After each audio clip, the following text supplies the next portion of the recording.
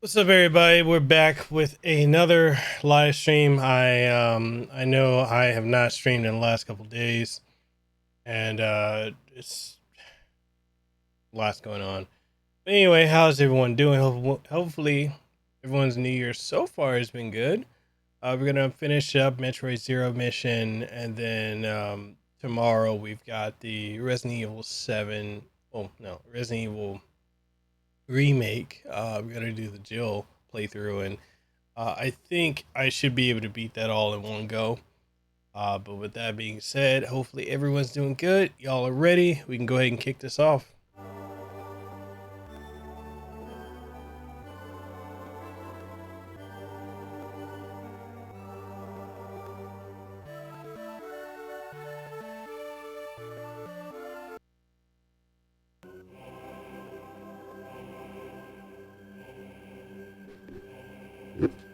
So you got Dragon Age Inquisition last night, 2 hours before the sale expired. Oh, the one on Xbox or the one on PlayStation?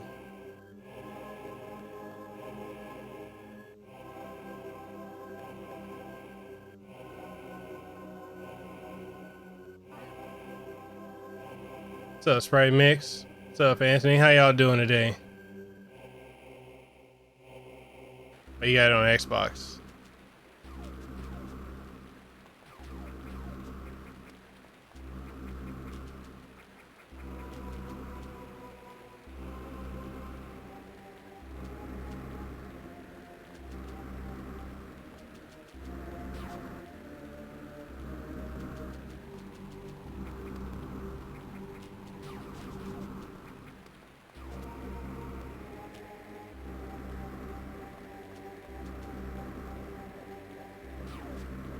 So I'm probably gonna be rusty because I haven't played this in a hot minute.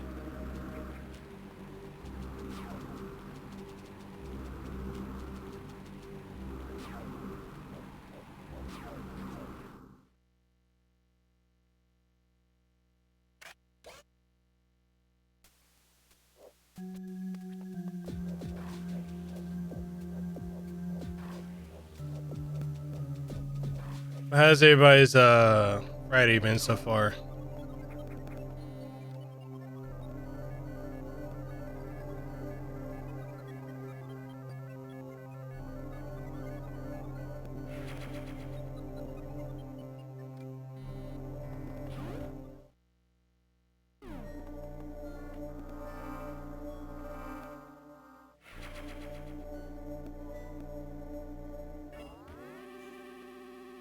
Good so far, good. That's what's up. What's up, Zero? What's up, Umir? I got new merch. As you guys can see in the lower left corner, I've got it's a new emblem.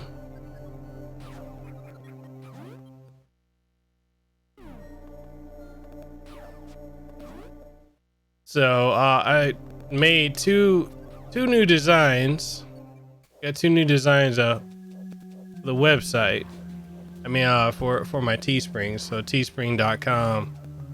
That's Miguela Casanova. That's the link if y'all want to check out the new designs. Maybe you like them.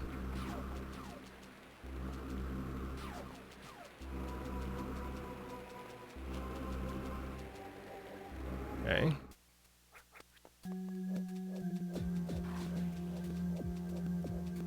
Question is, how come I can't? It's been so long since I played this. Oh, is that supposed to go there?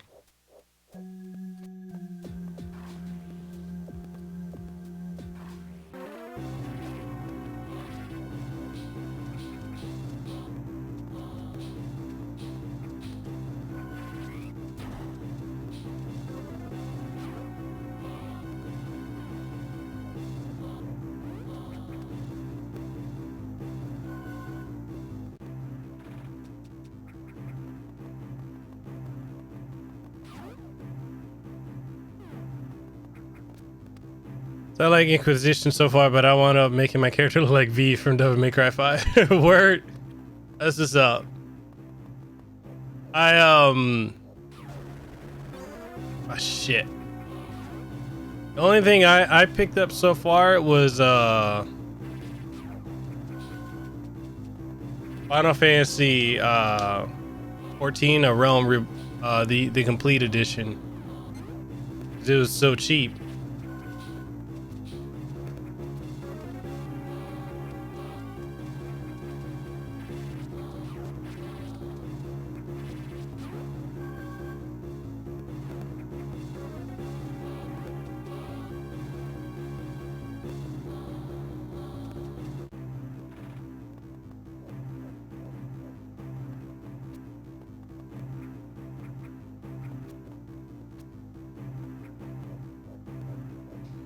I'm curious about picking up Jak and Daxter, the Jak and Daxter collection. I've never played the Jak and Daxter games, so I'm not familiar with them. Like, I just never had a chance to play them back when I was a kid.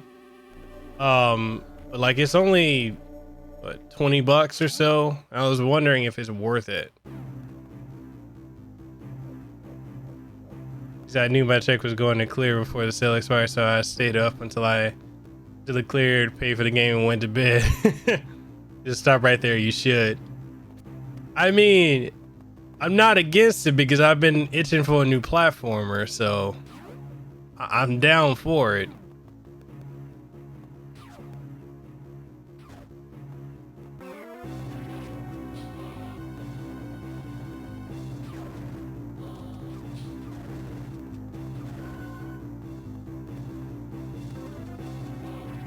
Oh shit.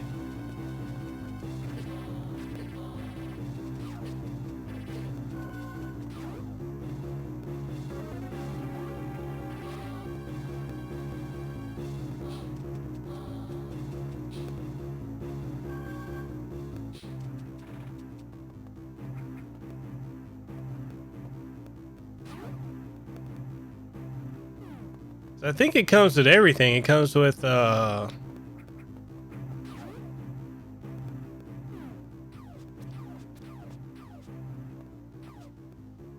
what's it come with? Jack X,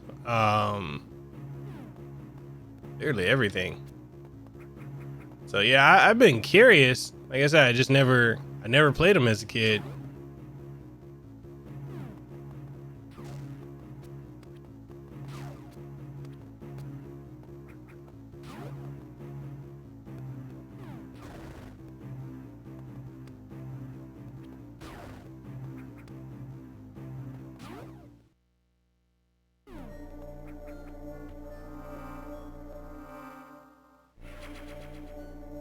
Does anybody here play MMOs or anything like that?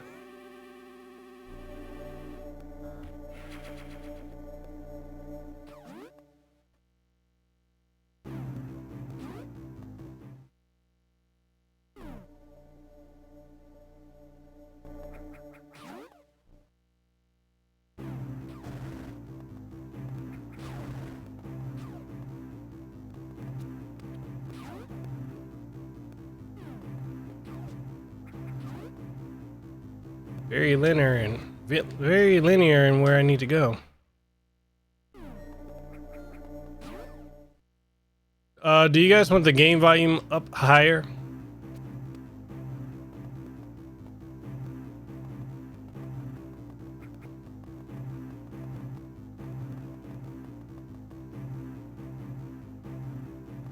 Let's see. Shit.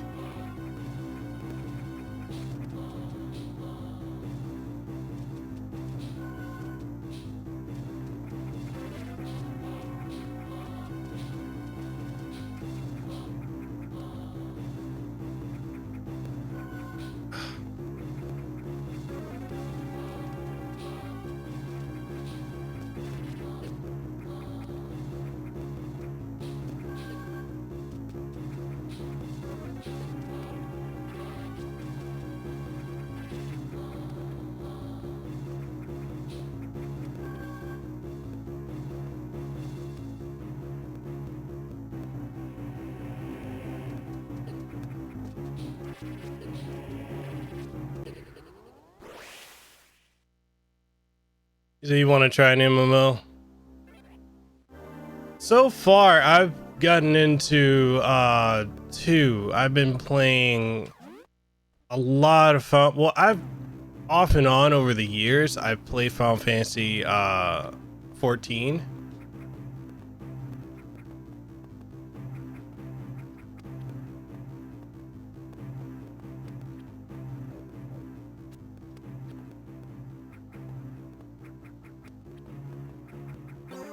Shit.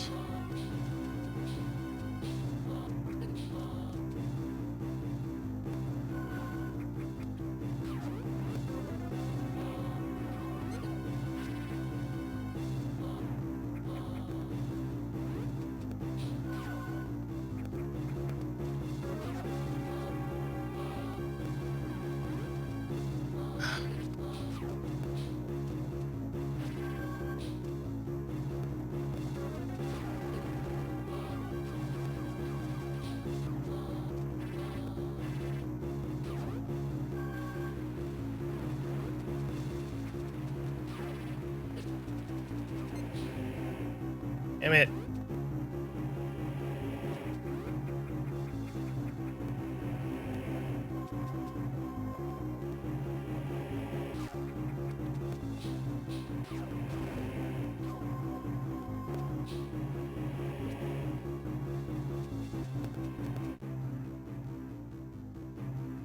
Let's see.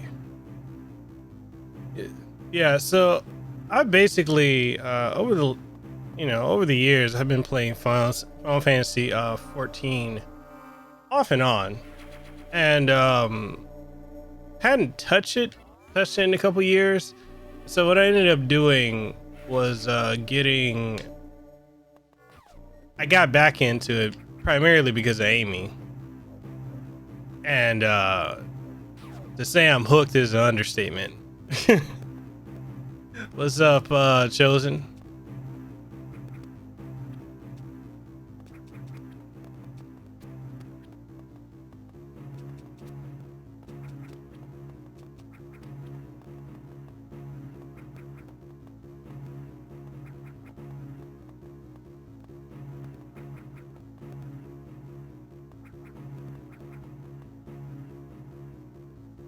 What's up, Nathan? How's it going, man?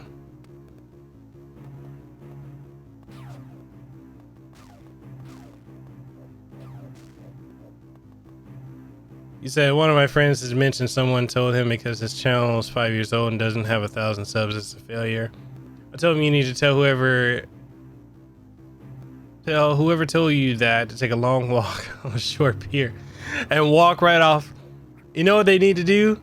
You know, hey, Anthony, you know what they need to do? Whoever told them that, what they need to do is stomp a mud hole in that sumbitch and walk the fucker dry. That's not a failure. People, you know what I've noticed is how quickly people are to tell someone else that they're not making it.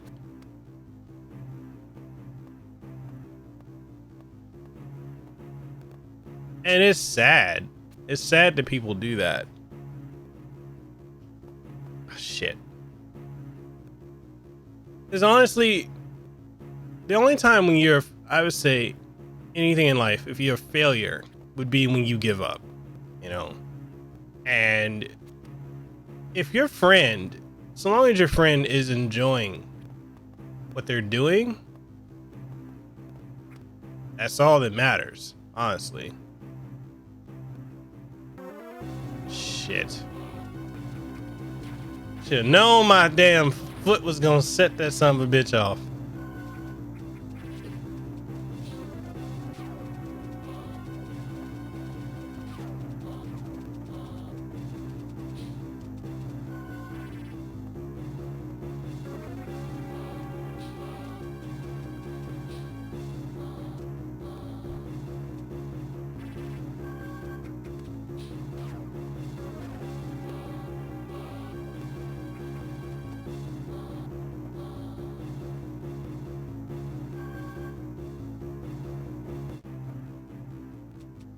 He said I was big into Dead by Daylight, but I got burnt out with it, how toxic the community is.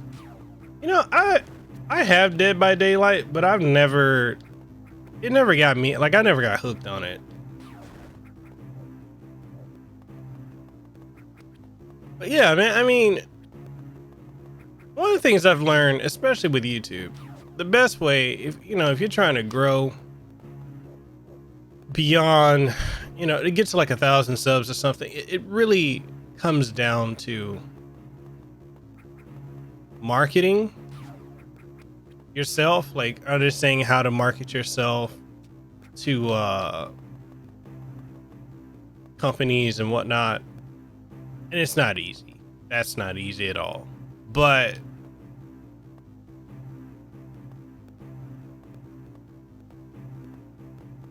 I mean, really, that's it. Honestly, it's really marketing. What's up, Goblin? How's it going, man? I honestly didn't expect nobody to pop in tonight, especially when it's been this long since I streamed. He's always bit. Anthony, try the For Honor community. Oh God, the For Honor community is, ugh. That's why I quit playing that damn game.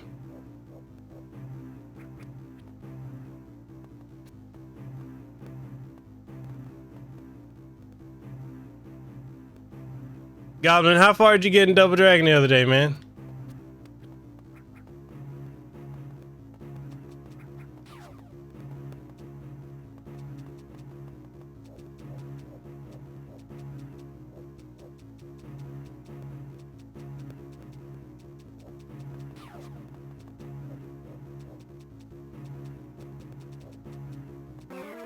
Shit.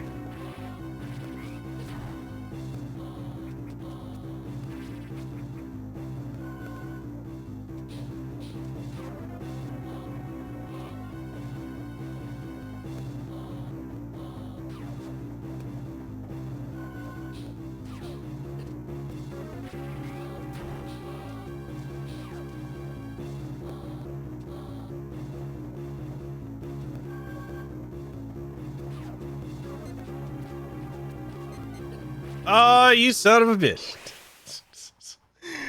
God damn it. Oh, you got to Willie, the second to last boss. Well, yeah, if you played the arcade original, he is the last boss, unless you're playing 2-player mode. So if people are gonna take games that seriously and be miserable,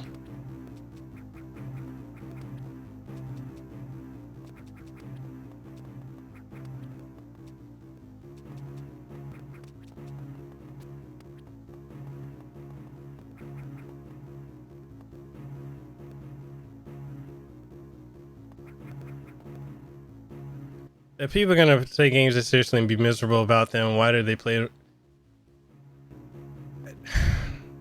I don't know. I've never understood when people gatekeep games like that. Like, what is the point? Like, why are you even gaming at that point?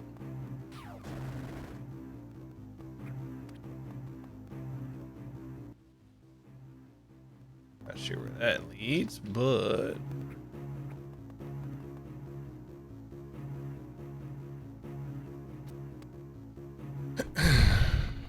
okay.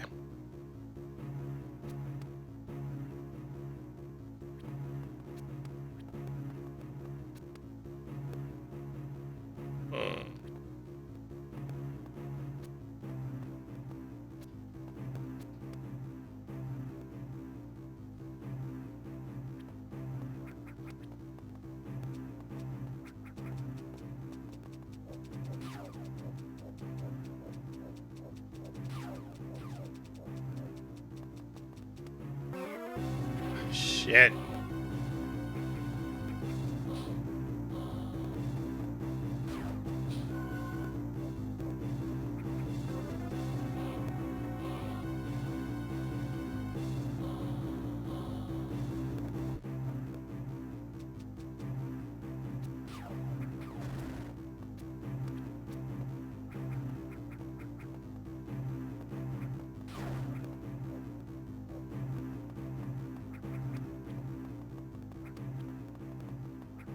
And zero suit parts is no joke.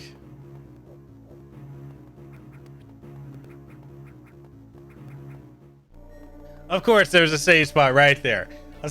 Wow, I screwed up.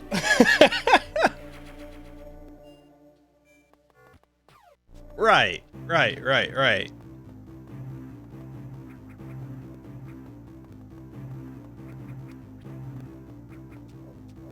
Yeah, I don't think it should take me long to beat this. Like, I don't think there's a whole lot more after this, is there?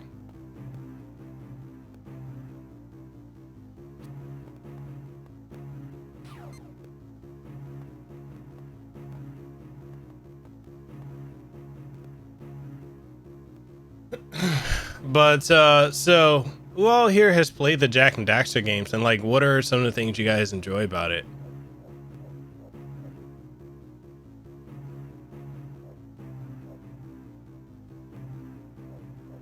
Zero Mission is just a remake of the first one.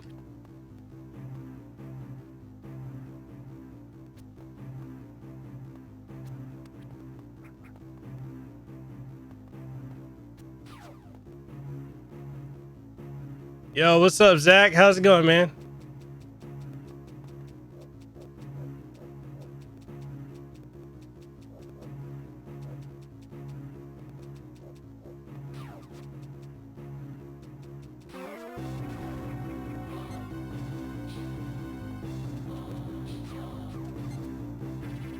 Oh God. Oh boy.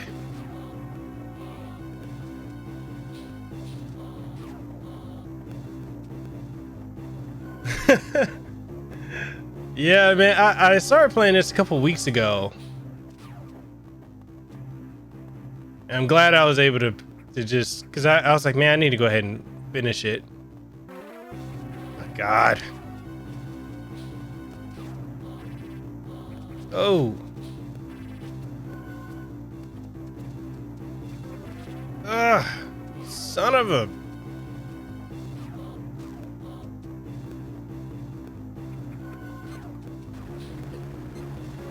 Oh, why did I do that? Oh! Shoot.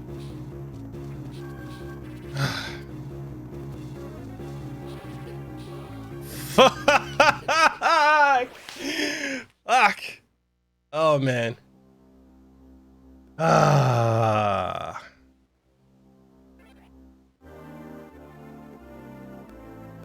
You said I play all three of them, the characters for me. I like the gameplay of the Jak trilogy. So that's why I'm like, I'm over here like, man, I just need to go ahead and pick it up because it looks appealing to me.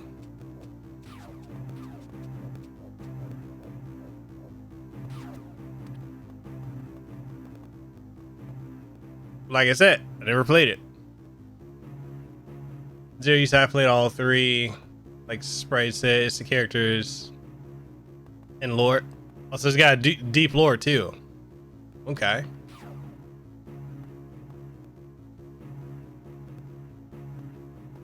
So I'm kind of curious, is this something you guys would like to see me stream, or it's good just for my own personal enjoyment?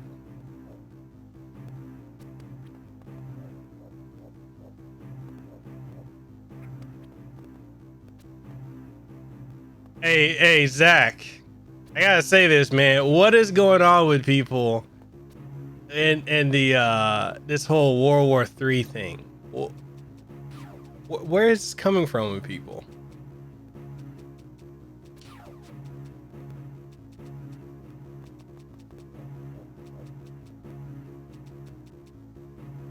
He said, I always wanted to try Ratchet and Clank games. Okay, so that's a yes.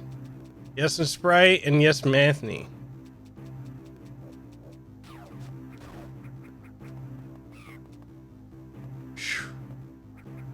I was able to get by him.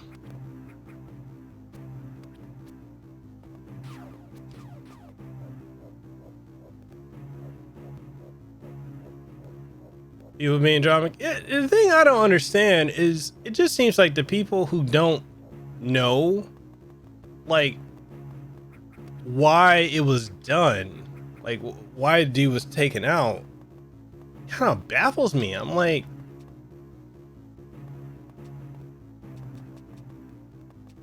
we took dude out because of the attack on the U.S. Embassy. It just seems like, and I thought the worst offender was Rose McGowan. I'm like, really?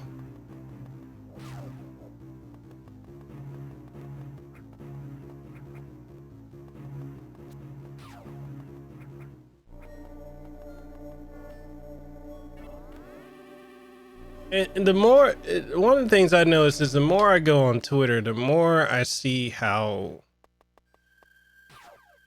uneducated a lot of people are. And it scares me.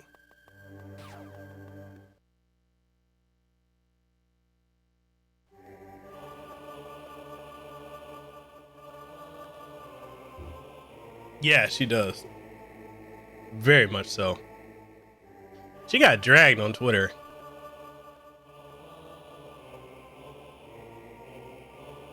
How is, so you said, yeah, I never played it either. How is that for anyone here who's played it?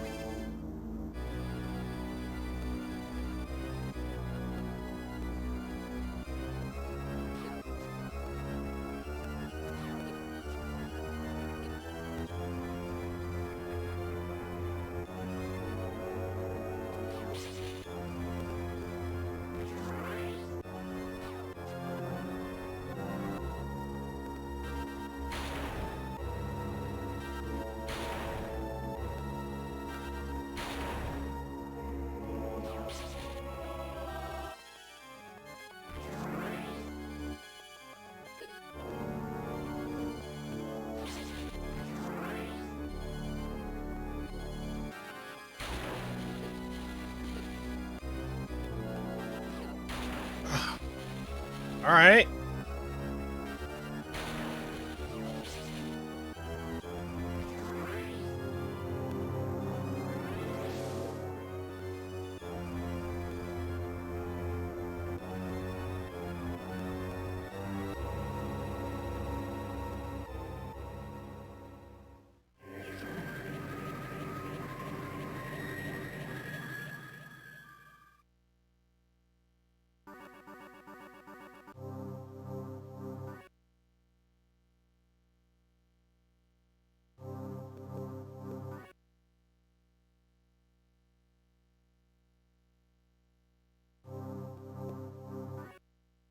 So the only thing I know about the Jack and Daxter games is in Jack 2, unless you're in Dark Jack form, like 2 or 3 hits from. Oh, really? I didn't know that.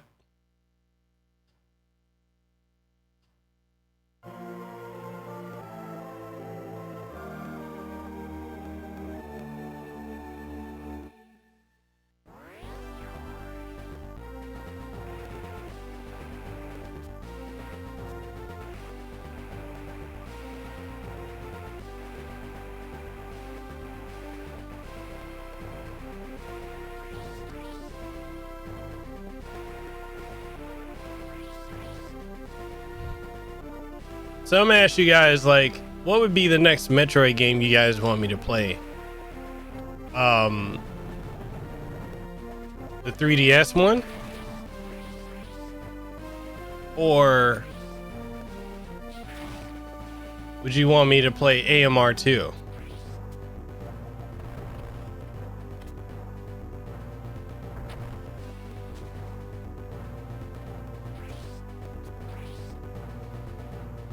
So those one-up arcade cabinets are cool, but would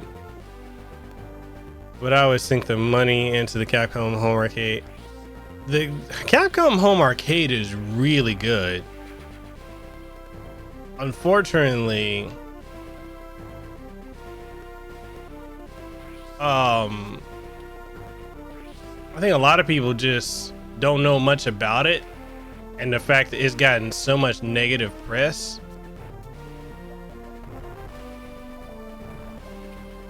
hasn't helped it. You said that a good one or the 3DS one? Well, the AMR2 is a fan remake of the OG one.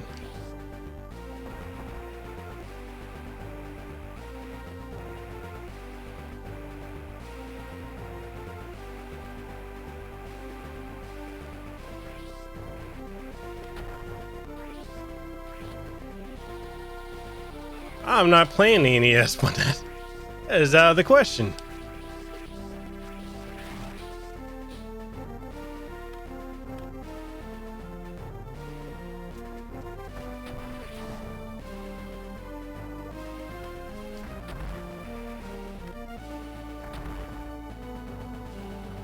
Oh, that's right, I don't have the super bomb yet.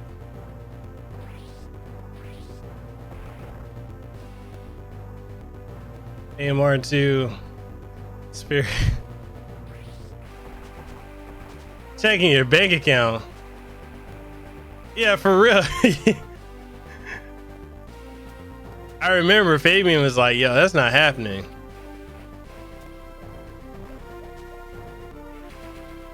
What's up, Max Splicer?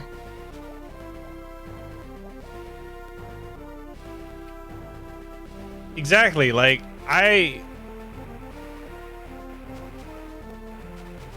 it's a hard sell for me to go back to it.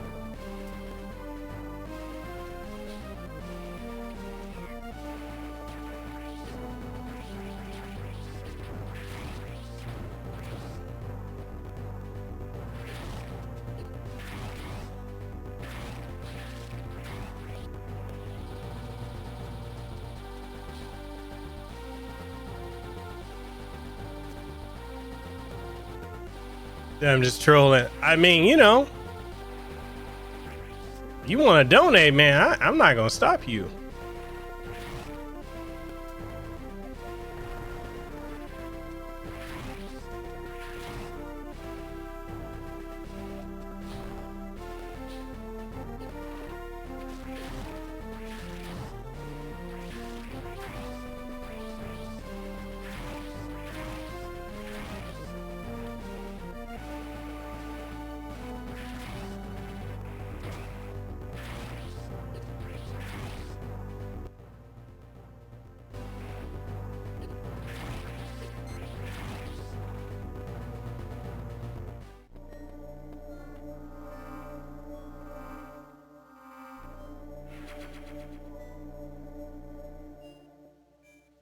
I love the Dungeons and Dragons beat 'em up games Capcom made. Oh man, they're so good.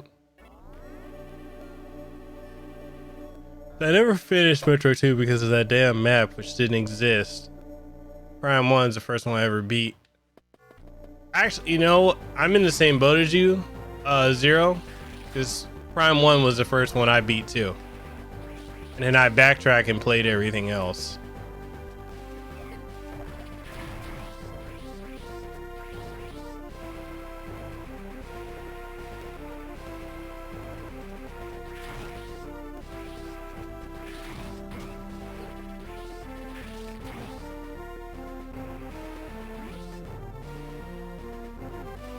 Because I have the Dungeon and Dragon collection on PS3, which I got. I think I have that. That's the one with Chronicles of Mystaria, right? I have that too.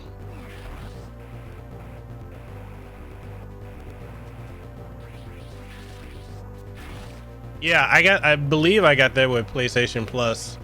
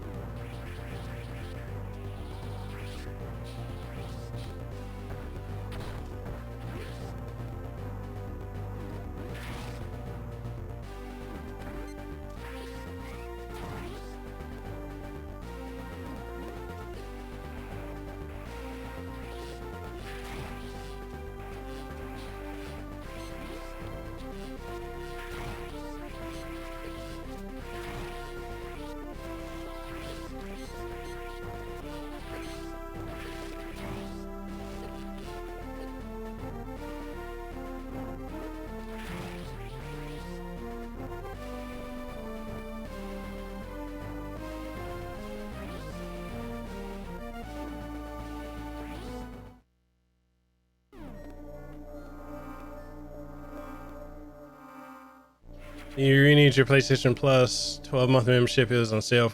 Yeah, I saw that.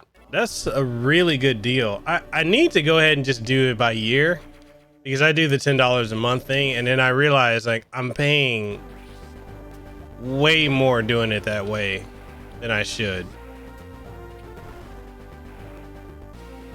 Is it when Streets of Rage? I don't think they've set a date for Streets of Rage yet, have they?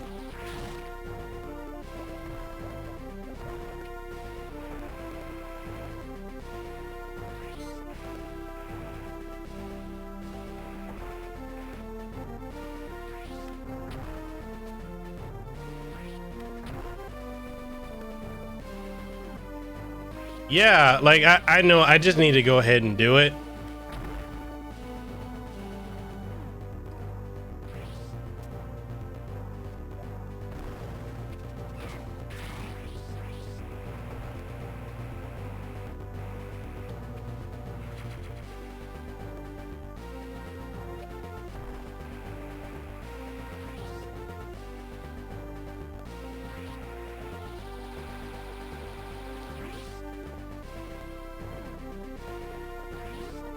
I know Lehua has talked about it too, but she doesn't really play anything online.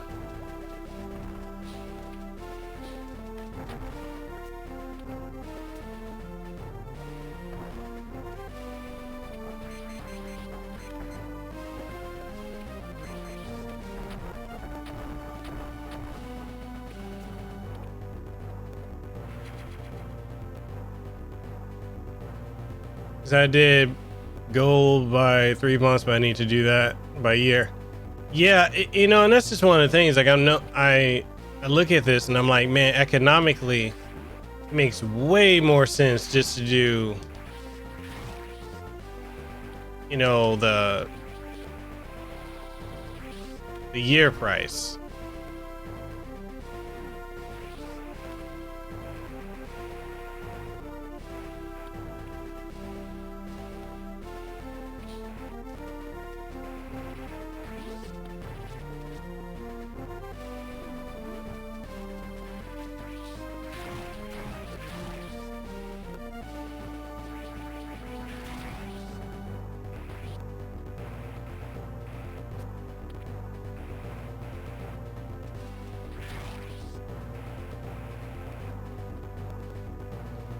Because I get free game every month, and I use.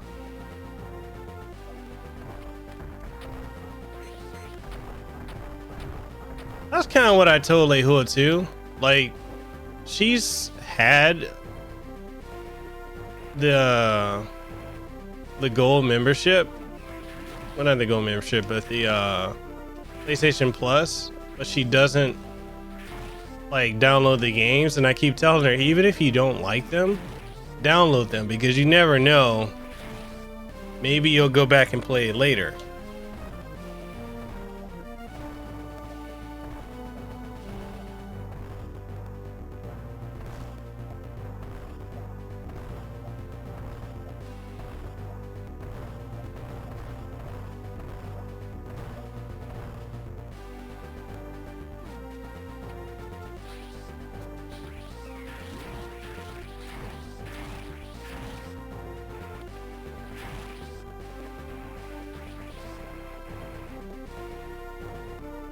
Yeah, that too. Like,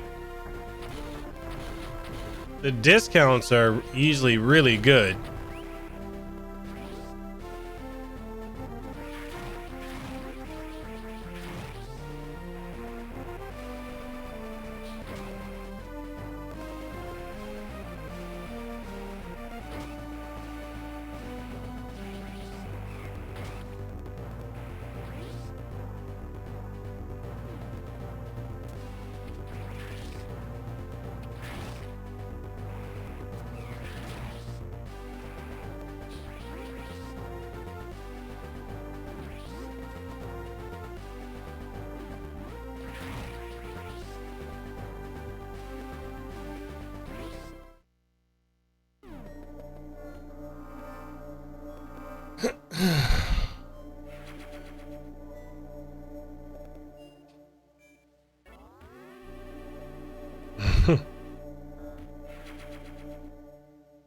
Do you guys want me to drop the link? That way you can see like the new the 2 new shirt designs that I made, all Final Fantasy inspired too.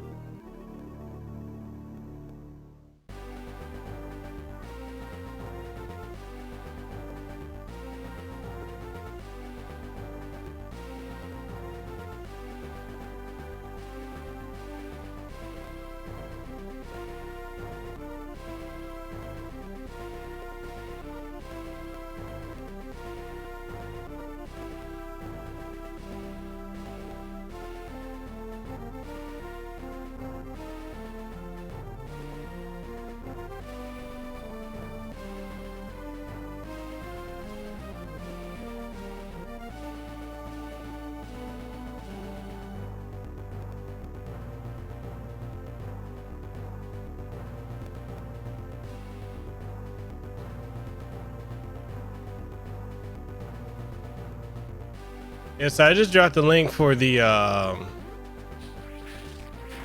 new merch that I have.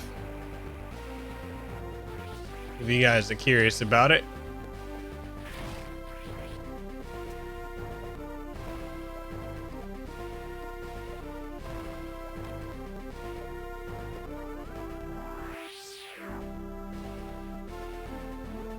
You say you got all the David Cage games for free.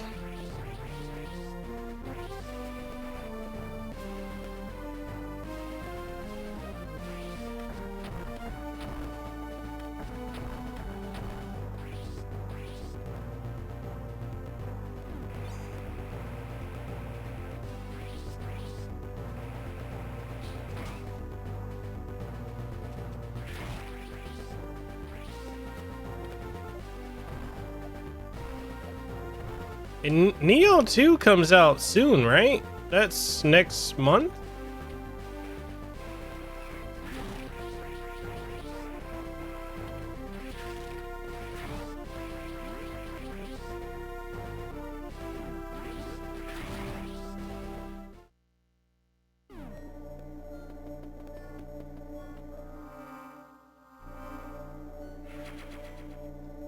That's the other thing too. I like when you add games to your library on PlayStation 4 with the Plus, like you can just add it to your library. You're not forced to just install it.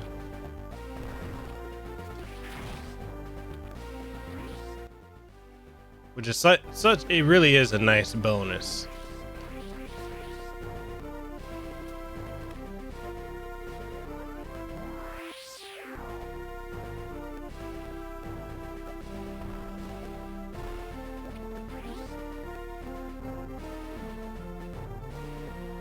You like the Bullet Club inspired one?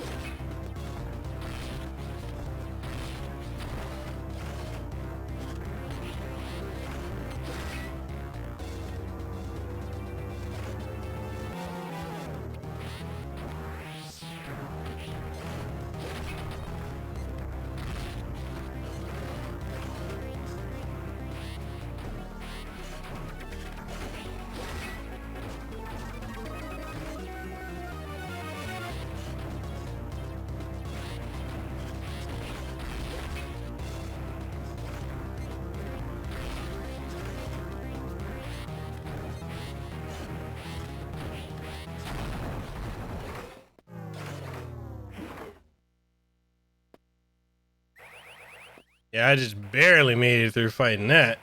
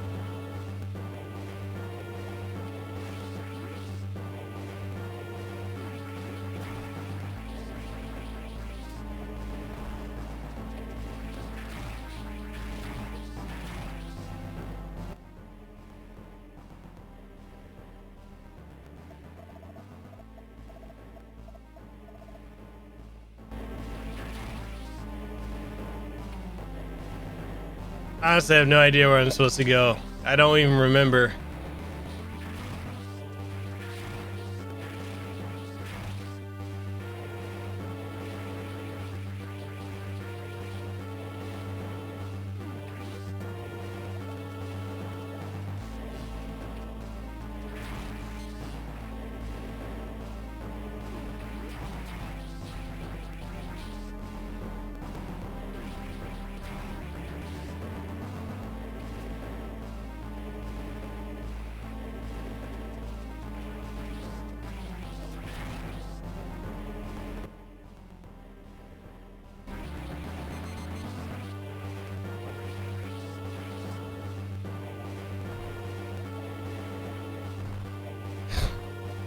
So you pre-order Room Factory Force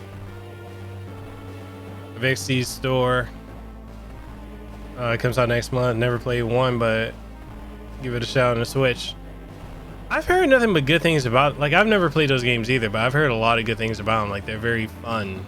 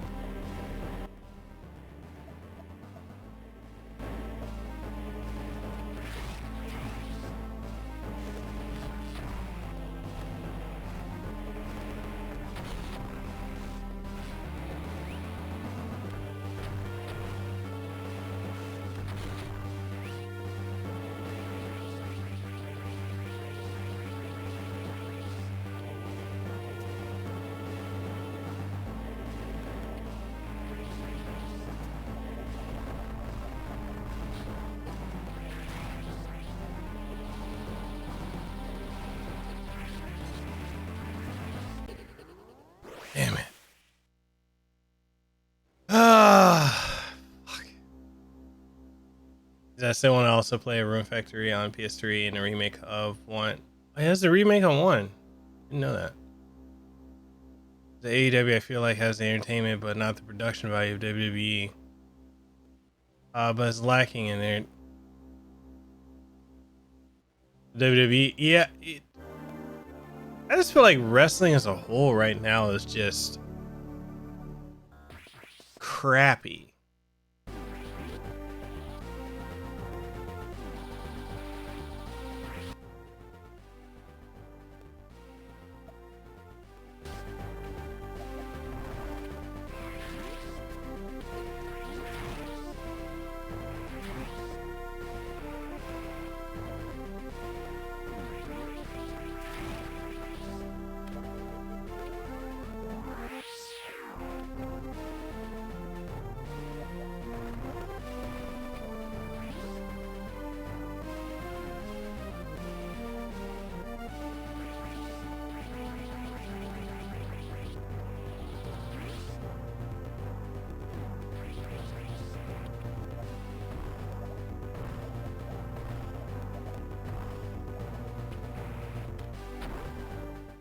So it's called Room Factory Frontier. I need to try it then.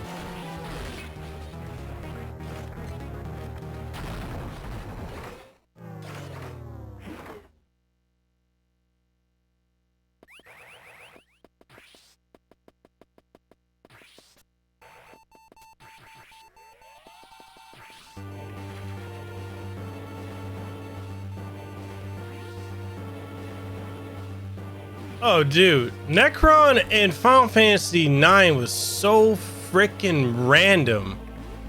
I don't even feel like the game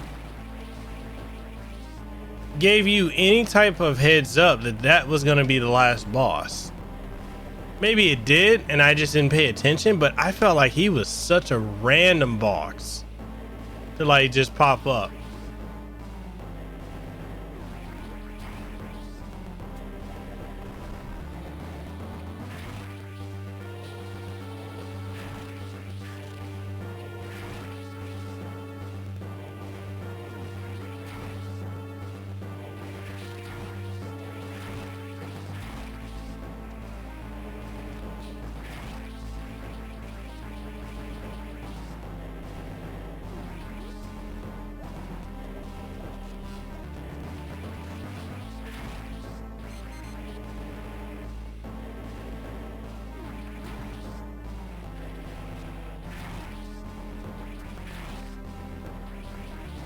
What's up, Gaming Mysterio?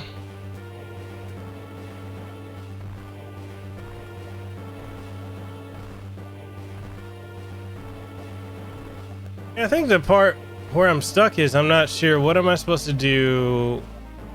Do I use a super bomb on those gray guys?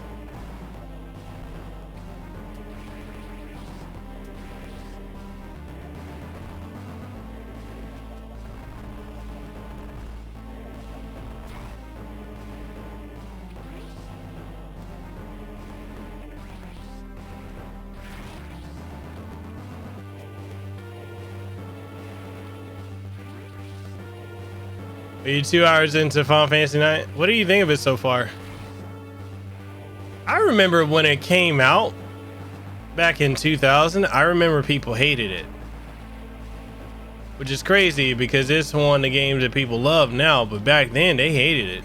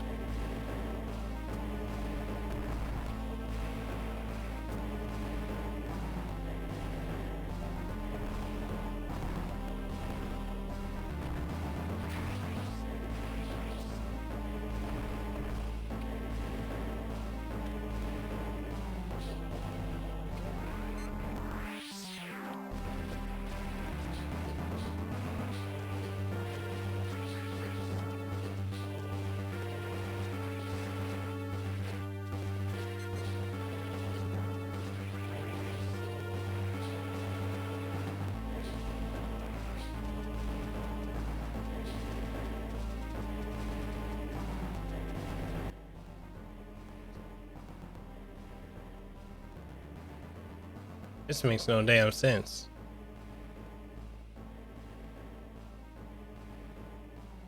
So you recently just got the HD version of Final Fantasy 9. So it's like, I'm just gonna finish 8 before I beat it. Like, that's it. The last old school Final Fantasy. What are, Anthony, of all the Final Fantasies you've played so far, like the old school ones, which are your favorites?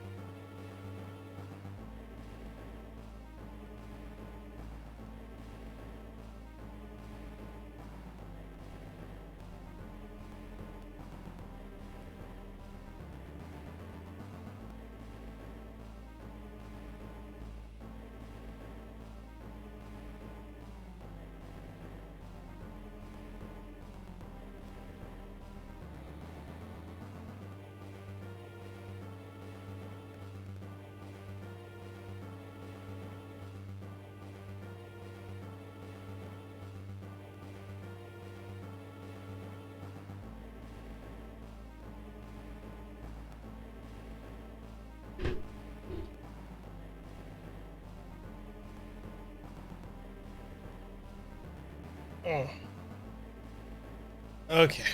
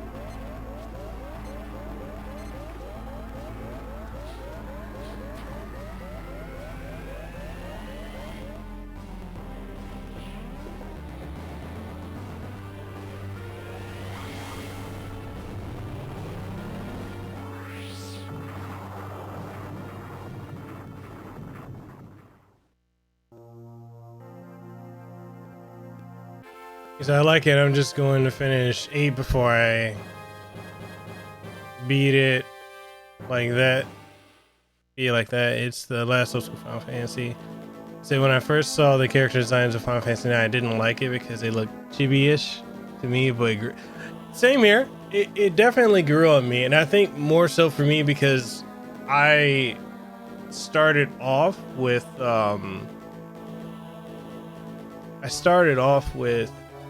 Final Fantasy 7. So, and then I went from 7 to 8. And so I was so accustomed to the, you know, the style of the more realistic or gritty, futuristic style. So when I went to the fantasy one, I was like, what the hell is this? You know? Threw me off. So, but I'm happy though. I'm happy that they came out with 9, and when I got into 9, when I really got into 9, I think I beat it like 3 times from between 2000 and 2002. And it just really grew on me.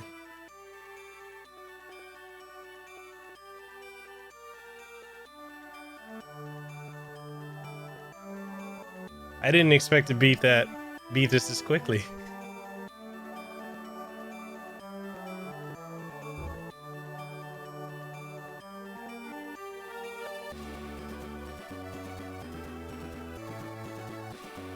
Now I'm like, damn. That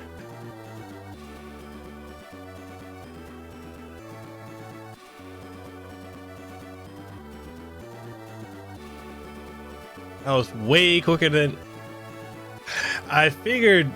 I had at least 2 hours on it. I'm like, damn, this is gonna be a super short stream.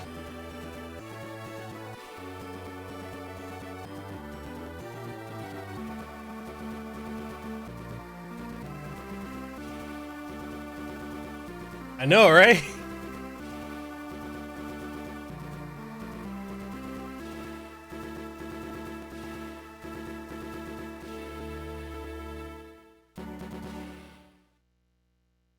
Now I'm like, what do I do?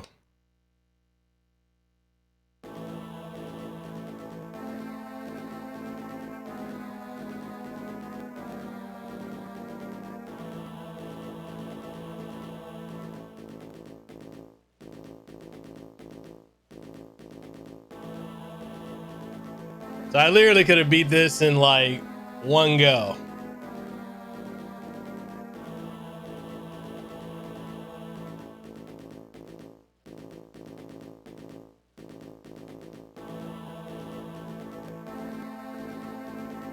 I guess so. Trying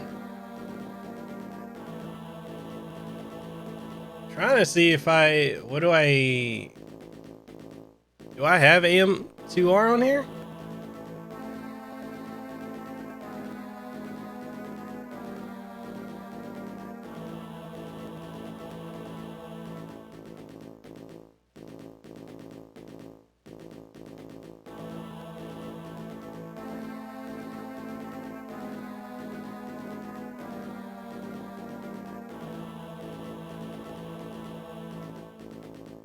That was way quicker than I thought it would.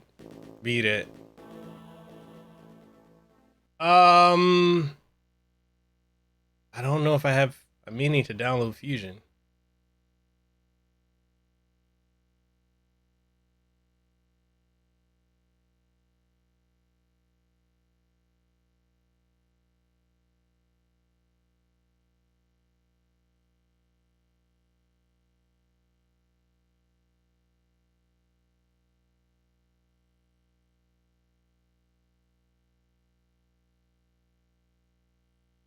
Apparently I do have AM2R.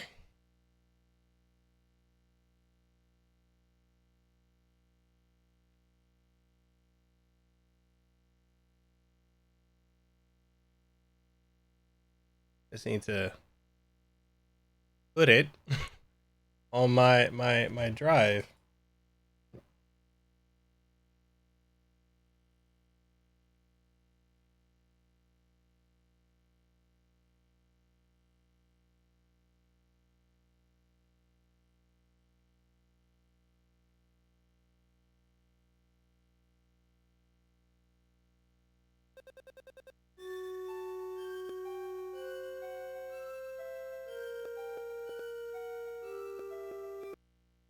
I'm just gonna have to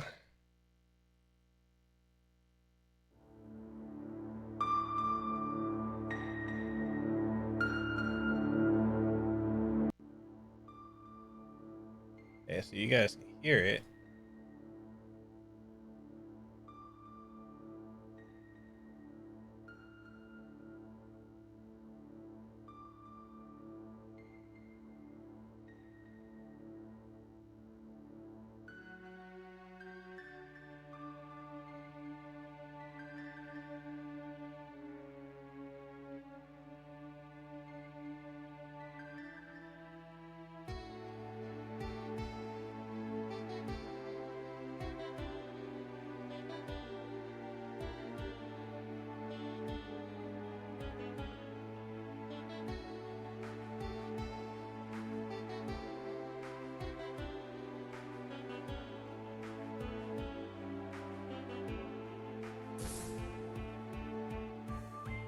Can you guys hear the audio and everything good?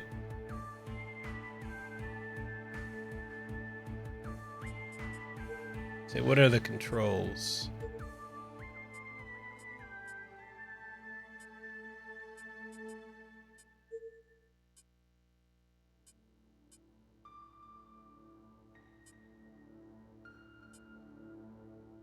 Audio's good.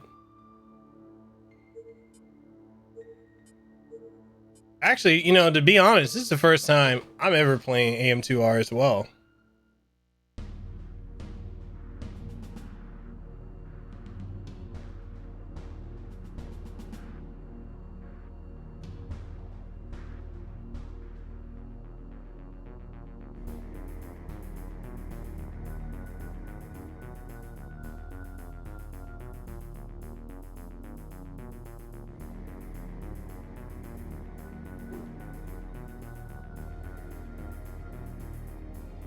Does anyone know the Metroid timeline?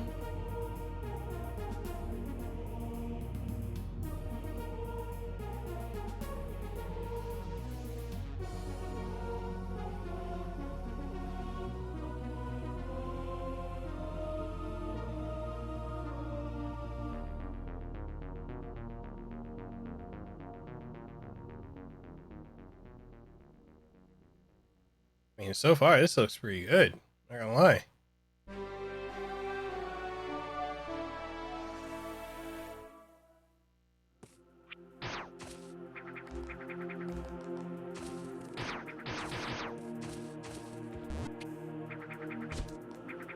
Control's really good.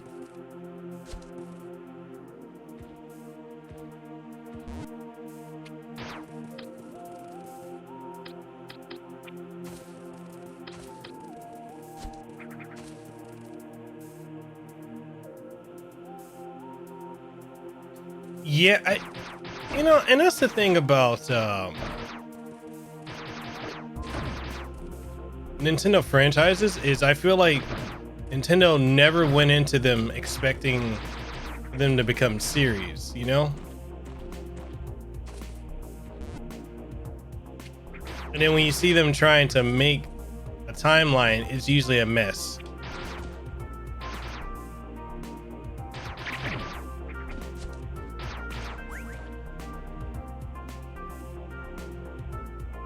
So is it, if I recall correctly, it's is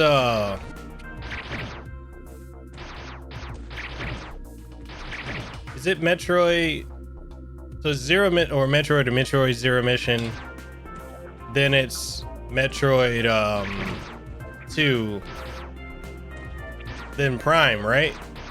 I forget where Prime takes place.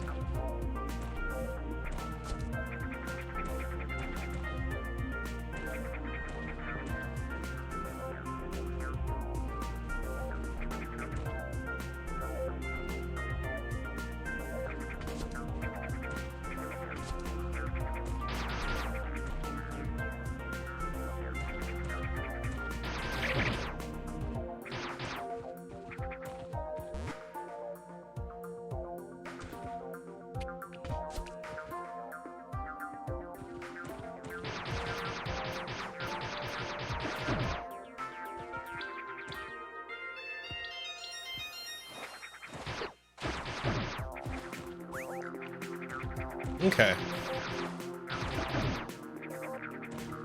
Because I honestly don't remember.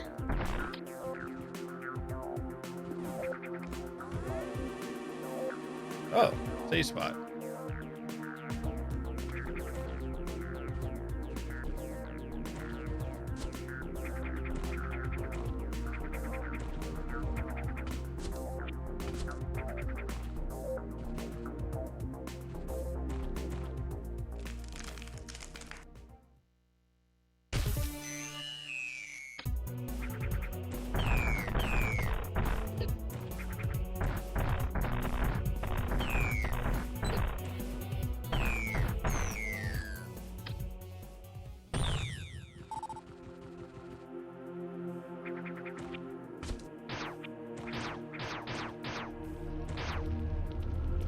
What the?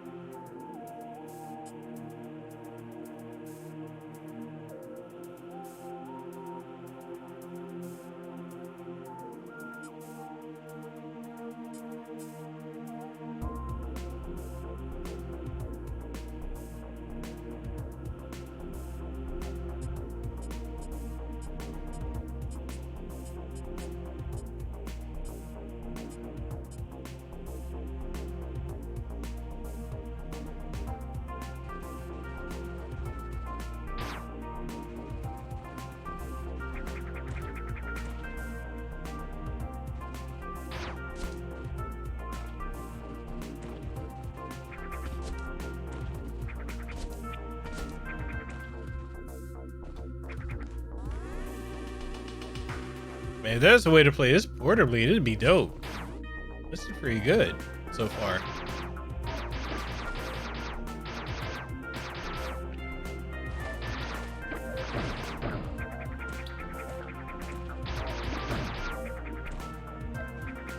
So what's everybody got planned for the weekend coming up?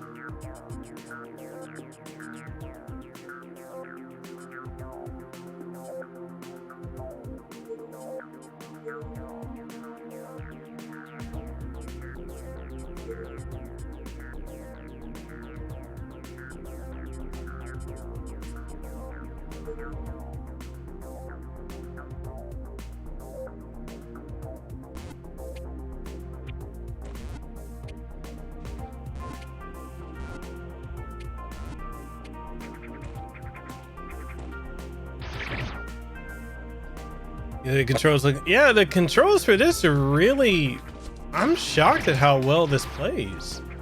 Like, if you put this in front of me and I didn't know anything about Metroid, I wouldn't even know this is a fan game.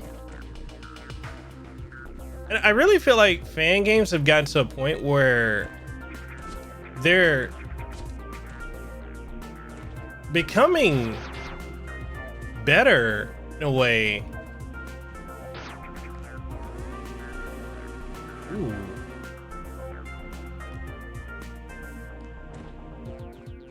So you can do aim lock.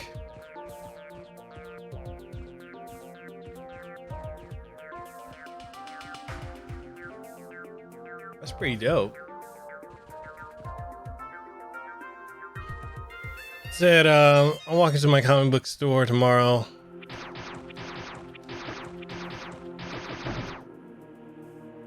And getting $15 Citadel paints. So I can start. Oh, that's right, because you're doing the Warhammer 400k paintings, right? So Warhammer is coming to the Switch, and I'm kind of interested in getting the tactical game that's coming out. Is it been on something else? I know when I was interviewing the guy who created Tiny Metal, he kept saying like, dude, you gotta play Warhammer. He said playing 4th and Ghost Survivors for Resident Evil 2 since I never played them.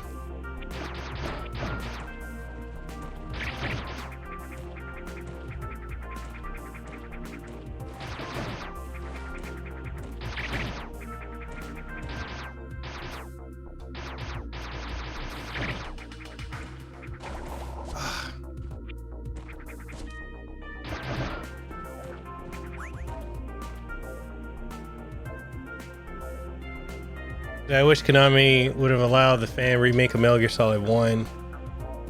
Metal Gear. I really wanted Metal Gear 1 and 2. I think it is Space Hulk.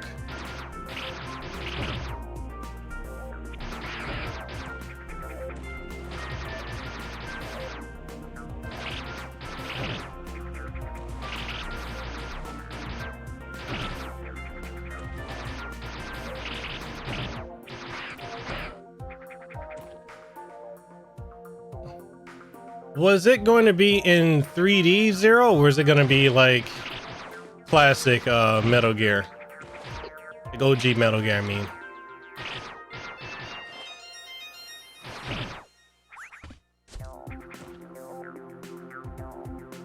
Oh, the old ones. Oh, old ones. Okay, okay.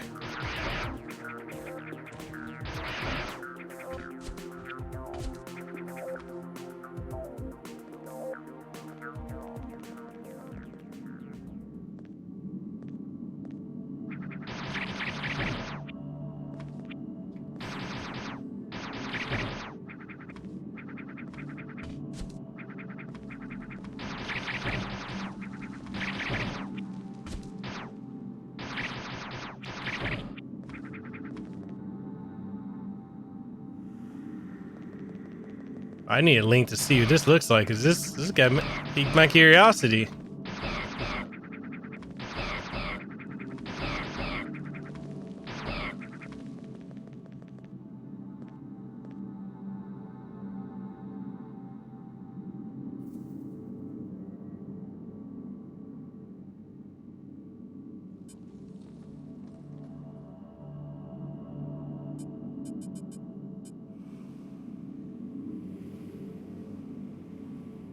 I have Space Hulk on Xbox One. It's tricky to get used to how to play, and it's one of those games you put it down for a while and pick it back up. You need to relearn it. Damn.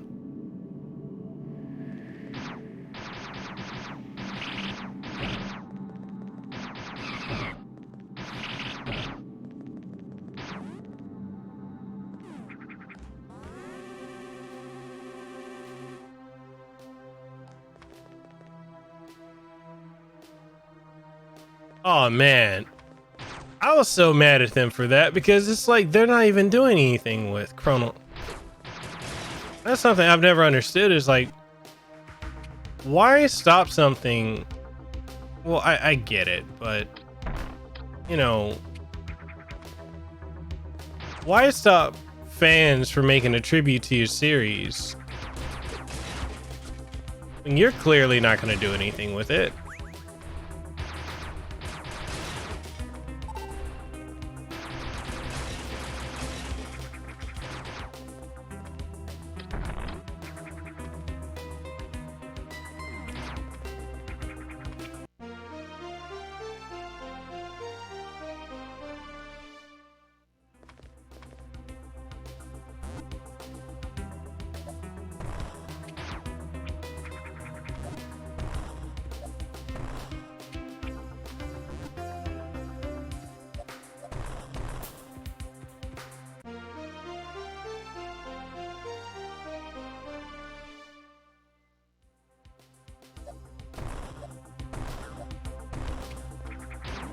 But you know, and that just seems to be the thing with Square Enix. Like,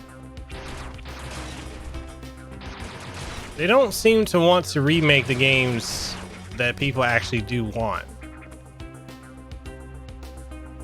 He said, "What do you think of this?" So far, this is pretty solid. Like, I'm surprised at how good it is.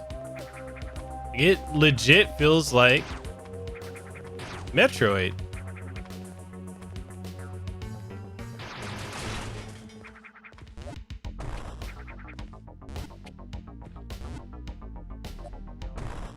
I dig that there's a dedicated button for Morph Ball.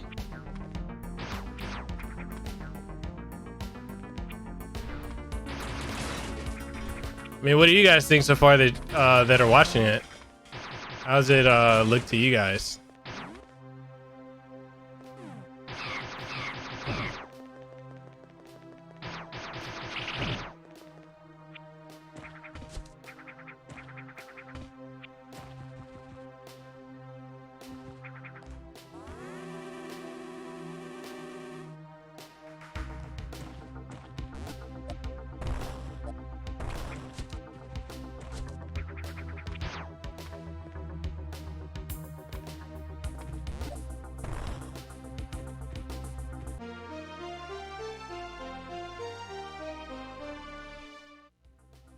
Oh, wow.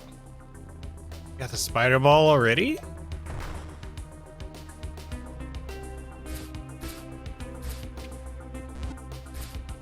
This is pretty nuts. Yeah, so I'm thinking tomorrow when we stream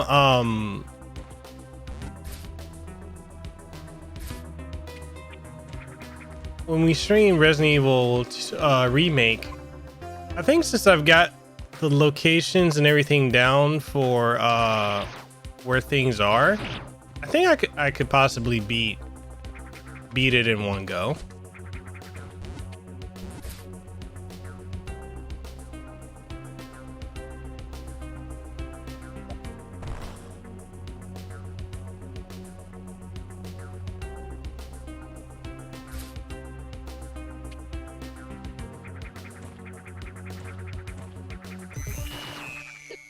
Ugh.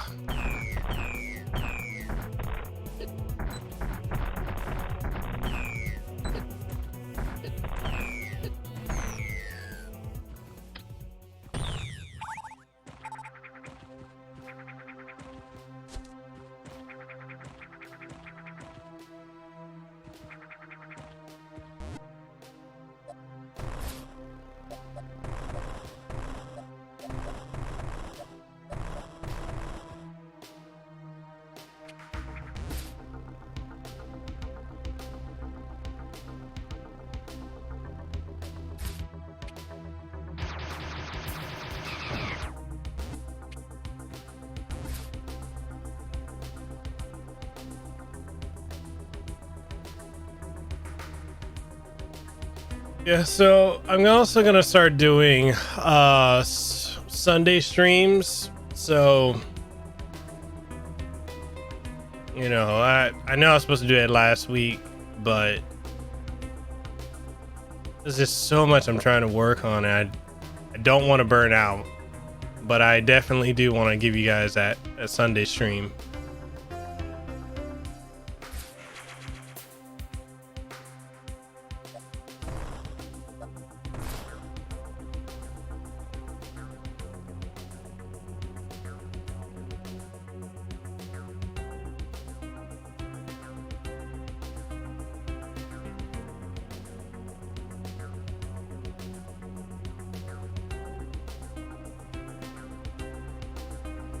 I've been playing a lot of the Sega Genesis Mini. Like I've just been hooked on Bloodline, Castlevania Bloodlines. The game is so good. I think it's getting more respect now than what it did when it first came out, because I remember people didn't care for it as much as they liked the other one.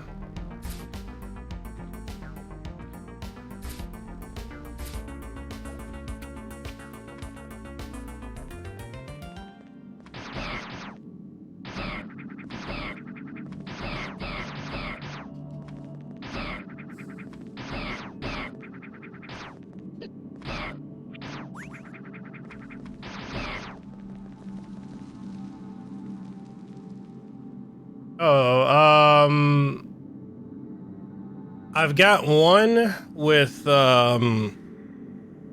this journalist, with the owner of this journalist site called Go To Game. I'm working on that one, and then I've got one with Top Tier. Is it Top Tier Gaming? Like a FTC outlet, which I mean I did this like months ago. And then I've got toptier.gg.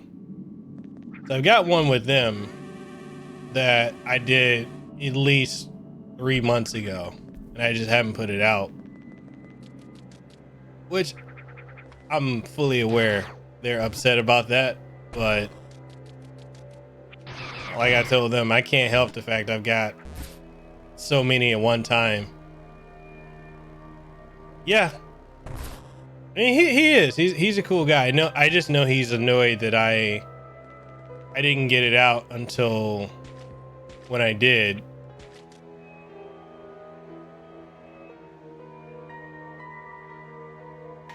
Yeah, I've got Bobby Lashley.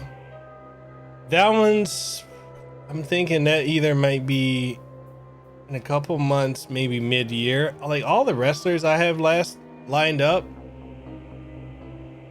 they it just keeps changing.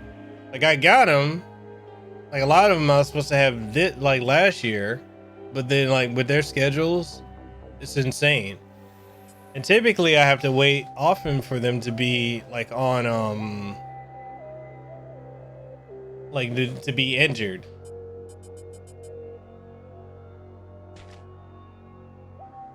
Did you just talk to him? Oh, you had him on yours?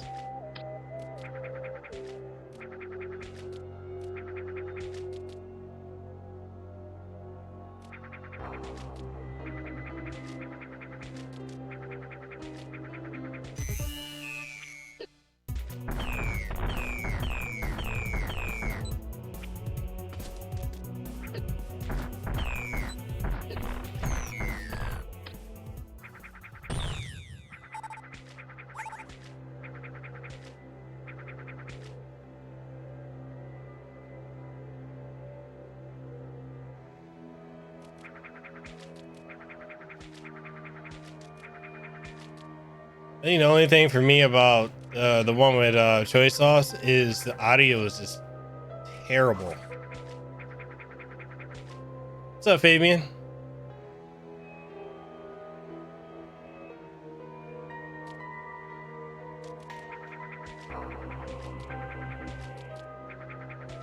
I've got people asking me to get more FGC folks back on, but I'm like, we'll see. I don't know. I'm kind of.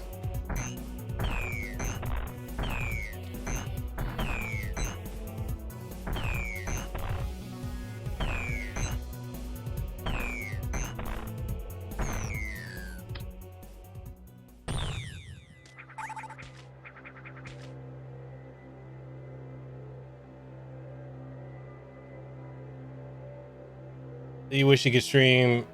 Wait, so Streamlabs is, because I'm using Stream Elements OBS, but Streamlabs is not. It's still down for you? Let me readjust my mic.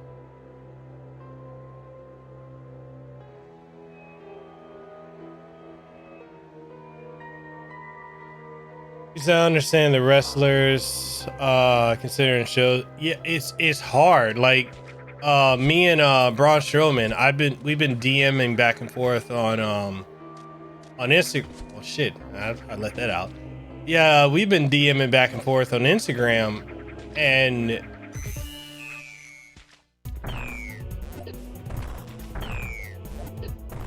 am I doing that?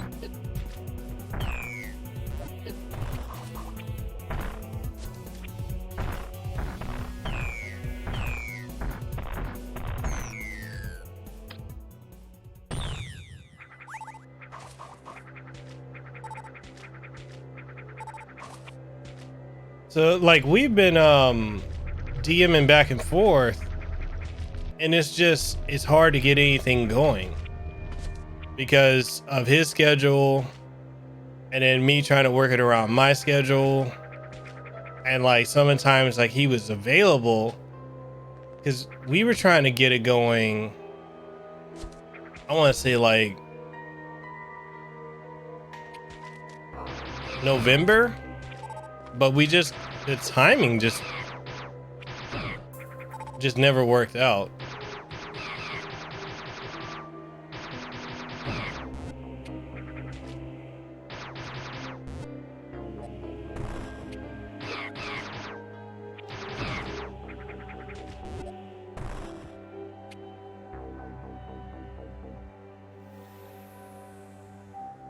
You said our SF Radio has a good podcast, but it's not really free flowing, so I don't listen to it as much. Joe Monday. I don't know if I'm familiar with that person. I just know a lot of people really want me to have more FGC stuff, and I mean, I'm just not into it as much anymore. Like, I don't even play fighting games. I'm not saying like I'm never gonna play it again. I just haven't been playing.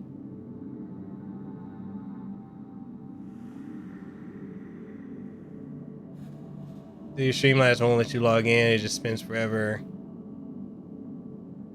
Yeah, easy. You remember how long it... Dude, it took us a freaking year. What the? To get that podcast going.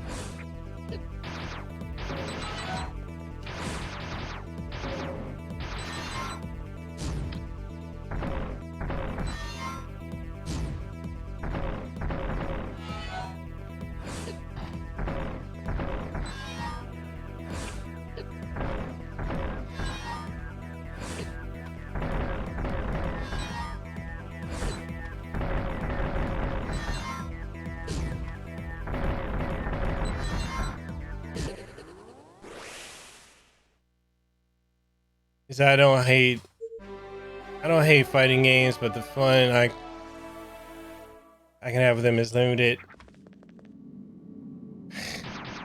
I know, right? What's up, HLO?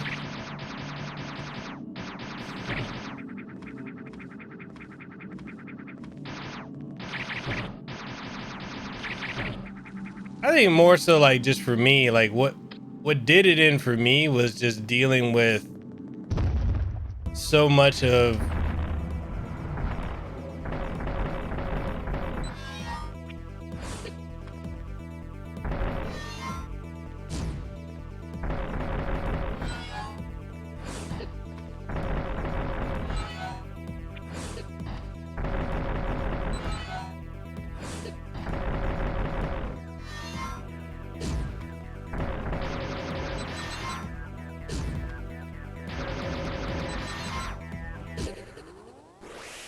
guess I can't beat him.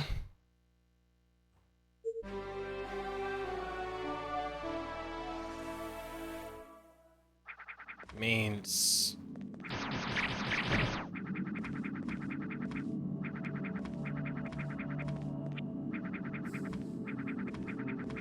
I mean, to just be completely transparent,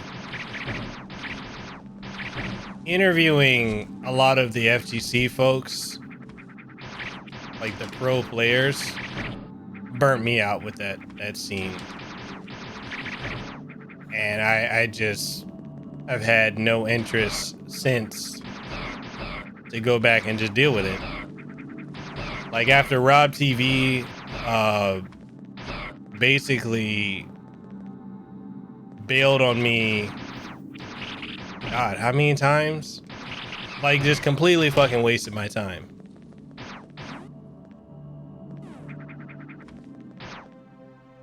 Like he no-showed several times. And then what got me was the one time we could have, you know, he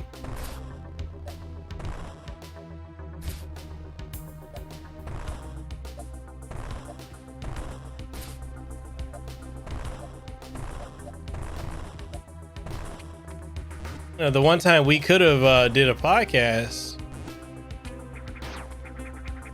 he decides on a time, doesn't tell me, and then gives me shit because I didn't show up. But then he didn't tell me until like 2 minutes ahead of time. And I'm like, are you serious? So, oh no, God, don't even get me started about him either. Hey, Fabian, should I go there about that? Cause there's some bullshit there too.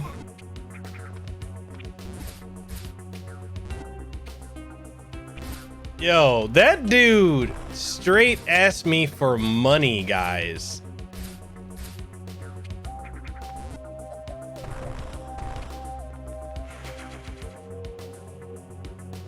I couldn't believe it. I forgot how much.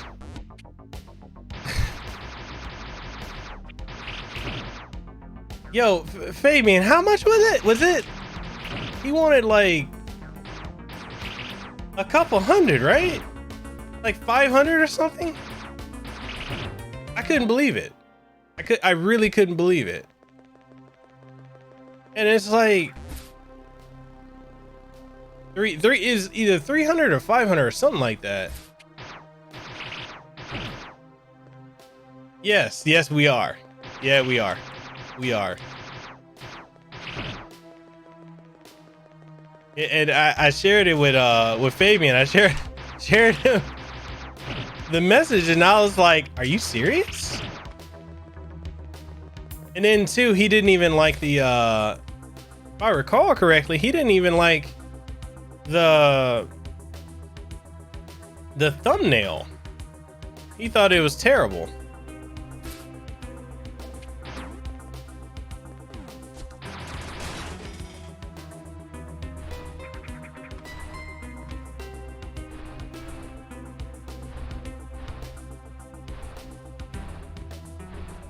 Yeah, you like the complain about the thumbnail and then telling me that's the other thing too. I don't think a lot of you guys even know. Like he even straight told me how to introduce him, the questions to ask him. Like I think at least 2 or 3 of the questions I asked him were ones that he wanted me to ask him to present himself a certain way. So it's just, you know,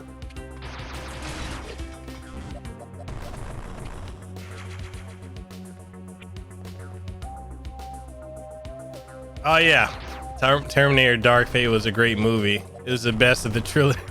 And I just kind of looked.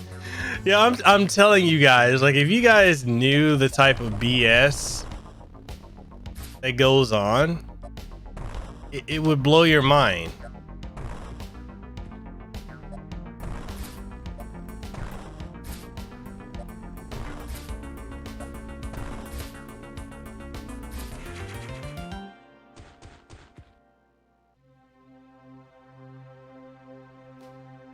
Like the fuckery is real.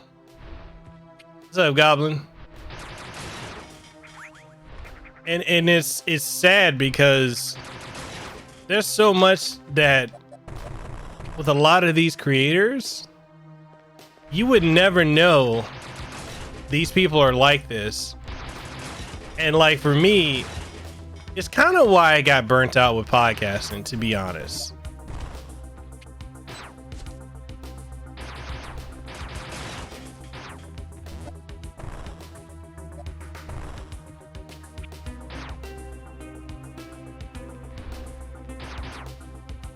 Man, we all good with the lurking. Nothing wrong with that.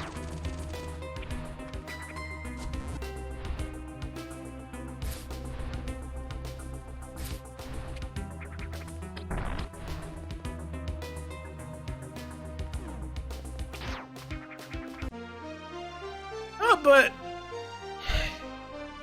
no, gaming, that's the thing is like, you get used to it because it just becomes a thing. It's a constant thing. And for me, I've just gotten to the point where I'm like,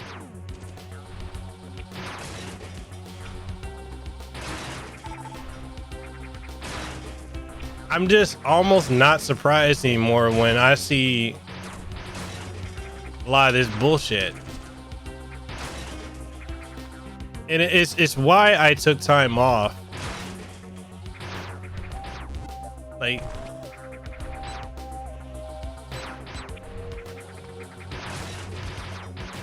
it's why I took time off from podcasting for a while, because after seeing a lot of this, I'm like, yo, I mean, it's just bullshit's everywhere. It's everywhere and with damn near everybody.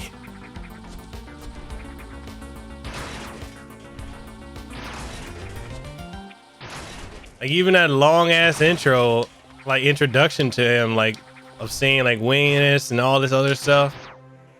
That shit that he fed me to say.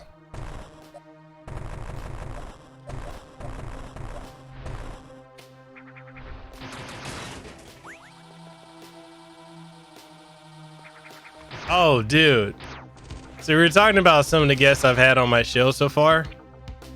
And I was explaining like why I don't care much for dealing with like FGC people anymore because of experiences like with Rob TV. What's the other dude I had on? I had on another dude. Can't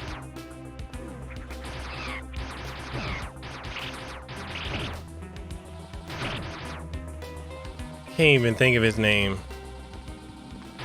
He's one of those paid players, but no showing, flip-flopping around, acting like my time isn't relevant. Alex Myers, yeah, that guy. Another guy, like I would never have him on my show again, ever, because of the bullshit. And I've run into this constantly with FGC folks to the point where I'm like, yo, I don't want to fuck with this group anymore. The only cool cool FGC folks I've had on so far are like you and Kawaii Face Miles. Even that other chick, I couldn't stand.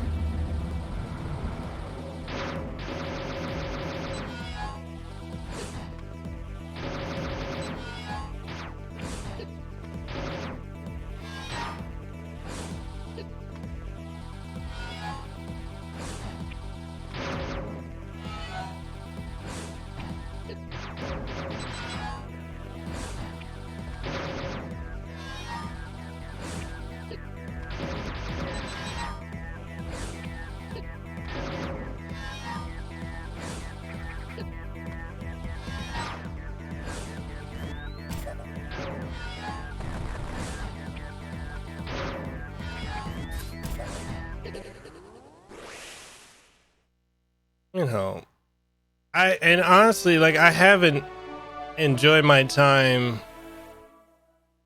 Oh,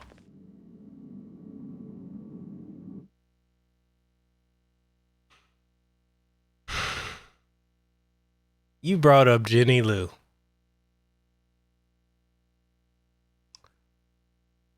Oh my God. You brought up Jenny Lou. You brought up Jenny Lou. Here we go. Here we go.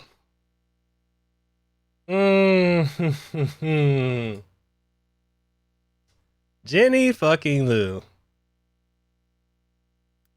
Ah, my goodness.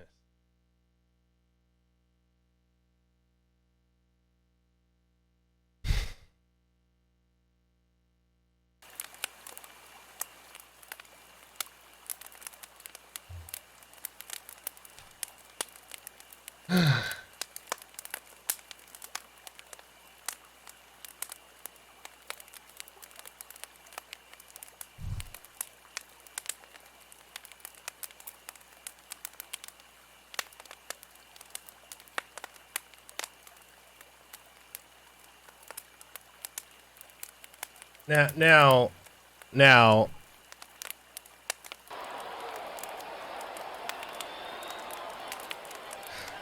You didn't say that. Tell me you did not just say that.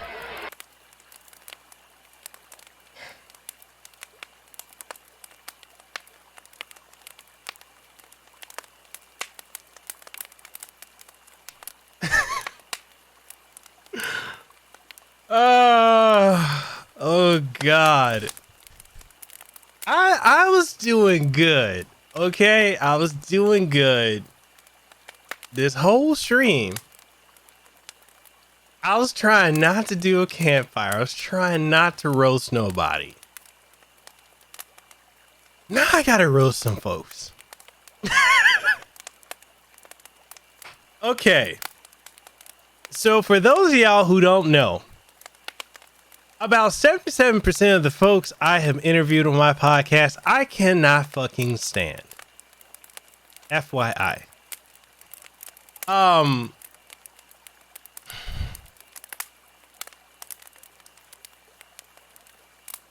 my God. So let's talk about several people. Let's talk about these FGC folks. Let me discriminate for a little bit, okay? Let me be a little bit prejudiced against some FGC people. And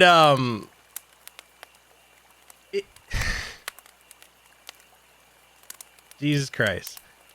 So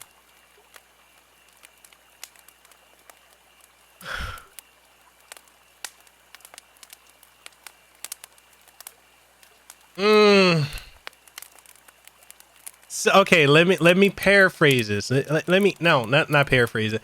Let me put this in perspective. Some, not all the FGC, because we got some cool folks like you, Mac. I fuck with. Now, we gonna talk about, we gonna get to Virginia, whatever the fuck that, Wusa, whatever her last name is, Jenny Lou. We're gonna get to her because that bitch is going on a Spitfire last. So let's talk about the FGC. We're gonna start off with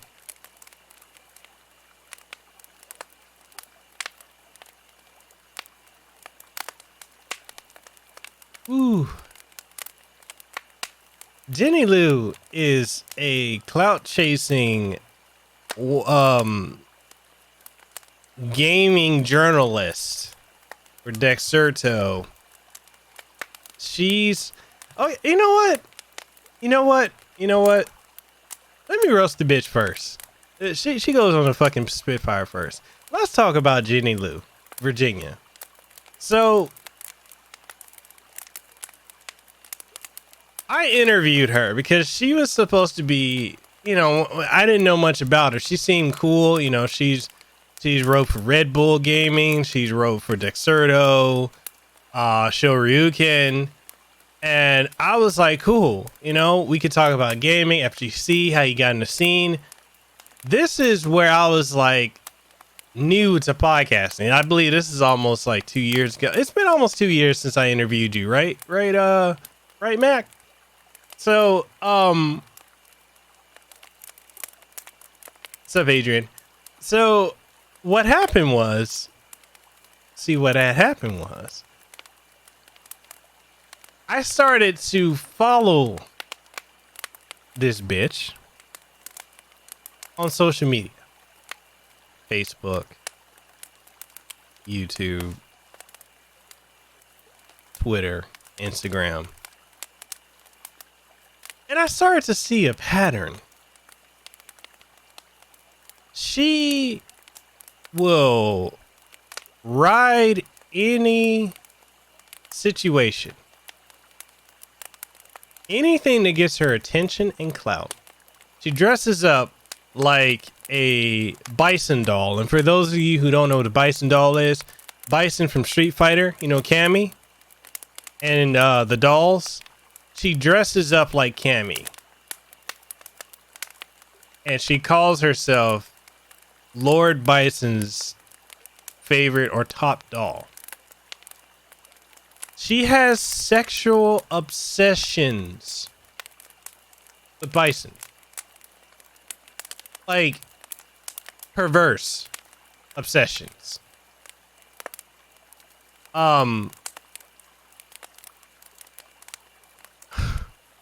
When I was supposed to interview my Gerald Rivers, who is now my friend, she wanted to co-host it with me, and I was just back then. I was like, I had the mentality of, yeah. So I had the mentality back then, we all cool. We all enjoy gaming. We're all content creators. All that kumbaya bullshit, right? So I was like, yeah, cool. You'll co-host it with me. And then the part that started to get to me, aside from all the fucking clout chasing she does, she started telling everybody on social media it was her interview. Didn't promote me in the least, or that it was on my show. No, not at all. None. But it was her interview.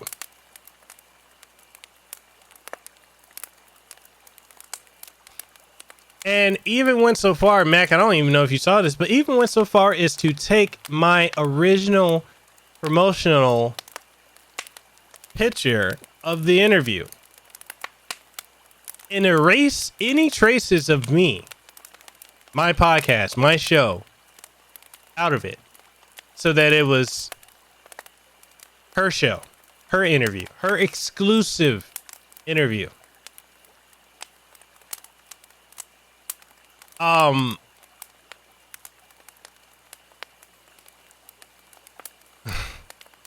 So she did this thinking I wasn't paying attention to her. So ultimately I fucked her over, but I'm gonna get to that in a minute. So what she ended up doing was she started hyping us around to Red Bull, to all these major outlets, right? That she had this exclusive interview. And then I asked her, like, what questions are you gonna ask? You know, can you send them to me, because, you know, he is a celebrity. I would like to screen the questions that will be asked to him, you know, for his level of comfort. I do this with damn near every guest on my show. Like, what are you comfortable? Are you comfortable with free flow conversation, or do you prefer structure? So she sent me, what's up, Nintendo? I'm roasting somebody. Go ahead. Enjoy the roast. So she sent me 35 questions. 35 questions.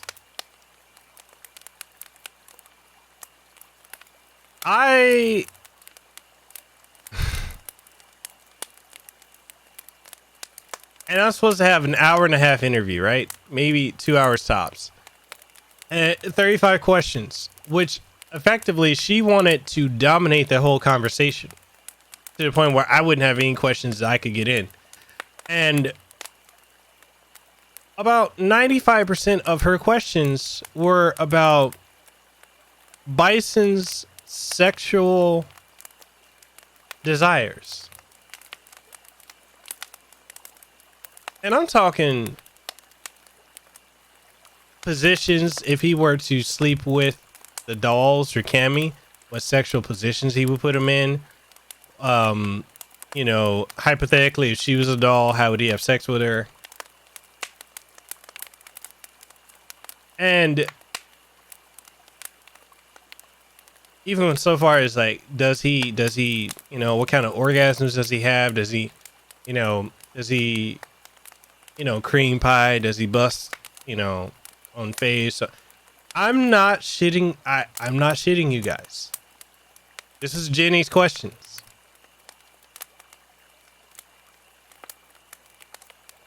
And then that was like 95% of her questions were, you know, that. And then wanted to ask about, you know, his whole thing with, you know, becoming a character. You know, does he? Yes, you do. That's a literal campfire. So then she wanted to know, like, how does he, like, become Bison? Like, does he have to channel, like, the essence, or, you know, of Hitler? And then she wanted to be like, you know, does he have to, like, research neo-Nazis to become Bison? And it's like some of the weirdest shit.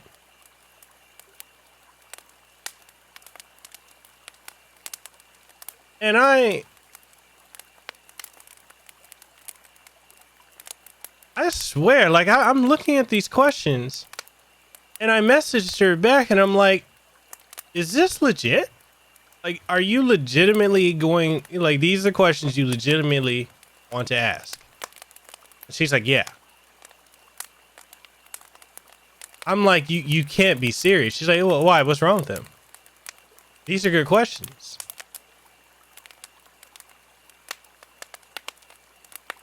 So I shared this with Lehua and a few other people I knew at the time.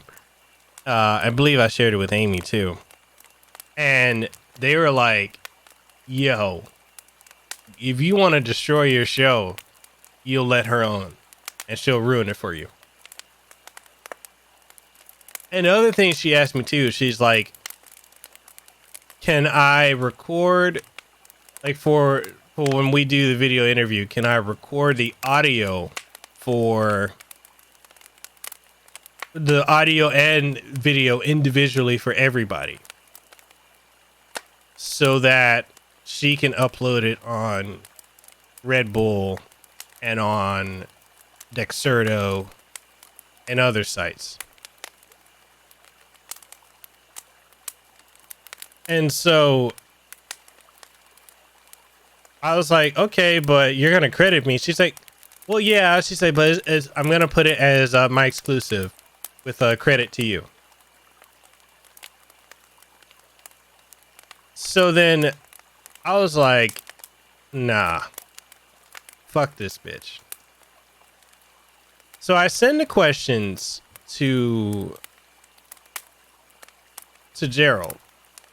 I send them over to him. And I told him, I'm like, look, these are not questions. I sent him her questions and mine. I said, look, I really don't want to have you on here to deal with these kind of questions. I'm like, if you're comfortable with what she's going to ask, then okay. I said, but I'm not comfortable having her on because this does not fit the theme of my show. So, and I told him, I'm like, look, I don't even want to stick on your role in voice acting. Like, I want to talk about how you got into it, but also I want to talk about other stuff. Like, a lot of people don't know that Gerald Rivers, the voice of Ben Bison, he does a lot of things outside of that character. You know, that's his actual, it's actually his first voice acting role ever. So he did that and got it on his first try. But he mainly does like Martin Luther King and motivational speeches, and he does teaching for African drum, and he does a lot of voiceovers now for like commercials. Like a lot of commercials you guys have probably seen, he's primarily the voice in those commercials. And so, I told him, if you're not comfortable with this, cool. So he comes back to me a couple days later. He's like, look, I talked to my lady, my family. I shared these. He said, we're not comfortable with her. You we're fine with. Her, no. Like, I don't want anything to do with her. And then he shared it with Capcom. And I didn't know until he shared it with me that Capcom has a do not contact order with her when it comes to their voice actors. So I was like, cool. I said, it would just be me and you. I said, we'll talk about, voice acting as an intro because people are curious about that. We'll talk about it, how you got in, how you get into the role. I said, but other than that, I said, I want to talk about your Martin Luther King stuff, your African drum line, your speeches, and other stuff that you do, spirituality. He's a very spiritual person. So, that ended up being one of the things we did. And what I told her, so what I ended up doing was I went ahead, did the interview with him, put it up everywhere that I did the interview so she could see. And then she hit me up. She's like, oh, so you did the interview with him and didn't involve me. And I'm like, yes, I did. She's like, can you tell me why? He wasn't comfortable with you and your questions and how you conduct yourself on social media. He does not want to be tethered to that. And I'm not going to subject any of my guests to something they're not comfortable with. And so that was the last I spoke to her. And then she started going on this smear campaign, like just smearing me to all these people higher ups in the FGC. that she's quote unquote connected to. So another thing about Virginia or Jenny Lou is she's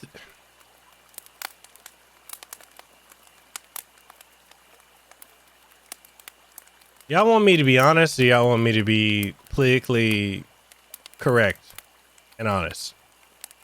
Pick one. Honest or politically correct?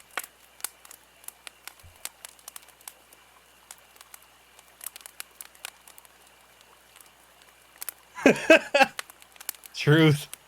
All out. Keep it 100. Hold nothing back. 100.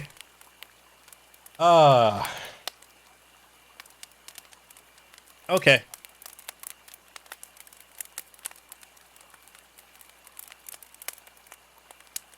She is one of those girls, and I'm sure a lot of you have seen it. You have the women that get into gaming, and it becomes no longer about gaming. It becomes agenda pushing, you know?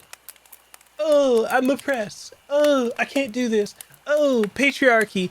Oh, men don't want me doing this. One of those type bitches.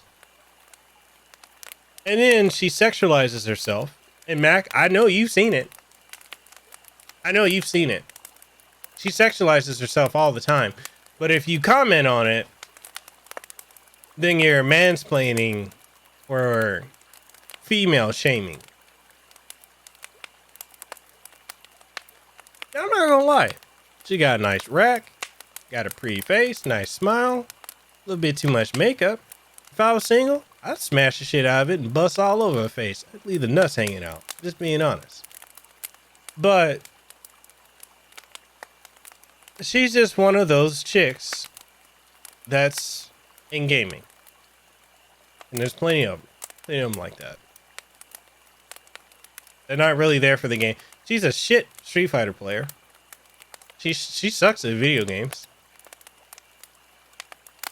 But, and from what I've heard, a lot of things I've heard, because you guys know I interviewed Chris Tatarian. I've interviewed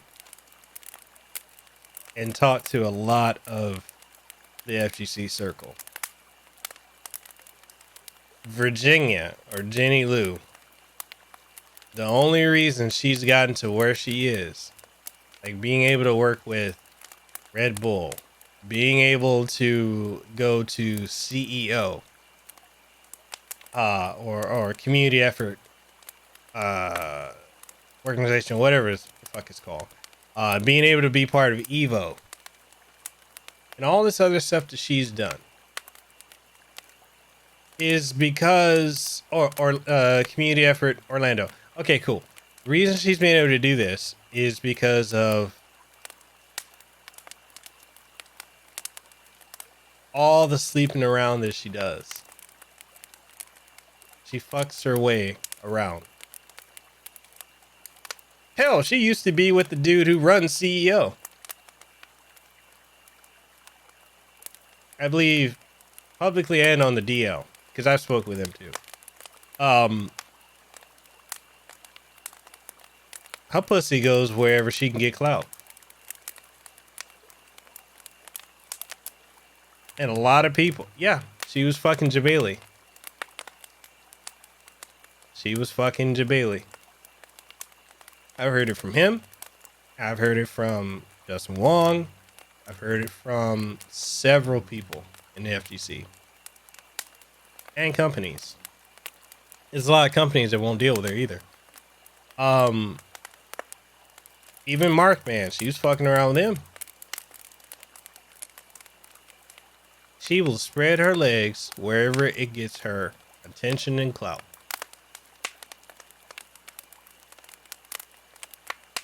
So, yeah. Hell, even before she knew I was married and she thought that, I guess, being on my thing was going to platform her, Shit, she offered the pussy to me too. I have the receipts. So,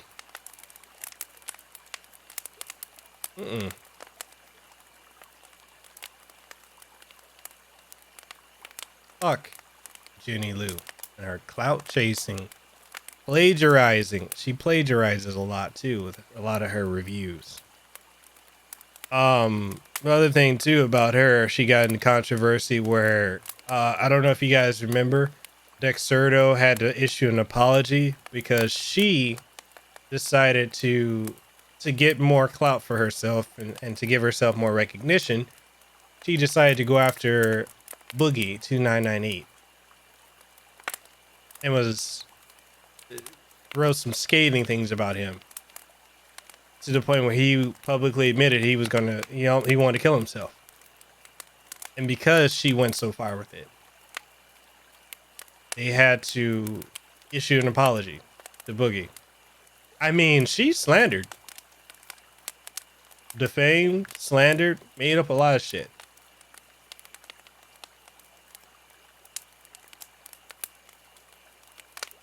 Lied about the fundraiser, the money he was raising.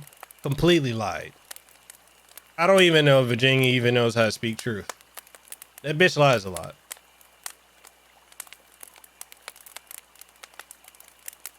So, fuck Jenny Lou. That bitch will never, ever come on my goddamn show again. Ever.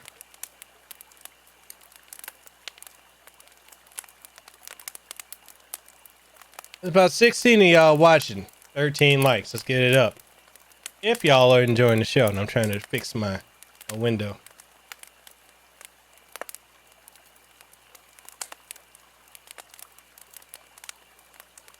So, let's talk about the other FGC folks. Let's talk about let's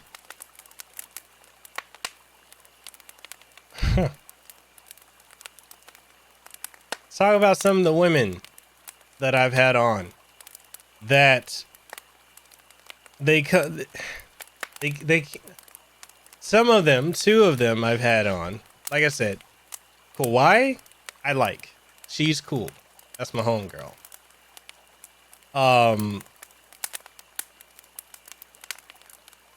The mothers?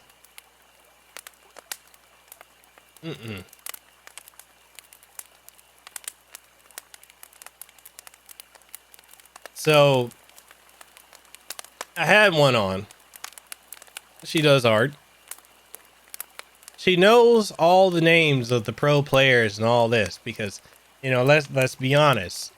A lot of these females that are in the FGC, the ones who aren't really top tier or good players, are primarily in it because of the social circle. That, you know, it's a social gathering, right? It's like being part of a clique. It's where the cool kids hang out. So this chick knows the names, hangs out with a lot of the people. Not really that good at, you know, I had her on, she's an artist. Not really a good player. And can talk all, you know, frame data and all this stuff. And when, you know, offline, when I asked her about all this, like, how do you know all the frame data and all this, this, and this? She's like, oh, I memorized it.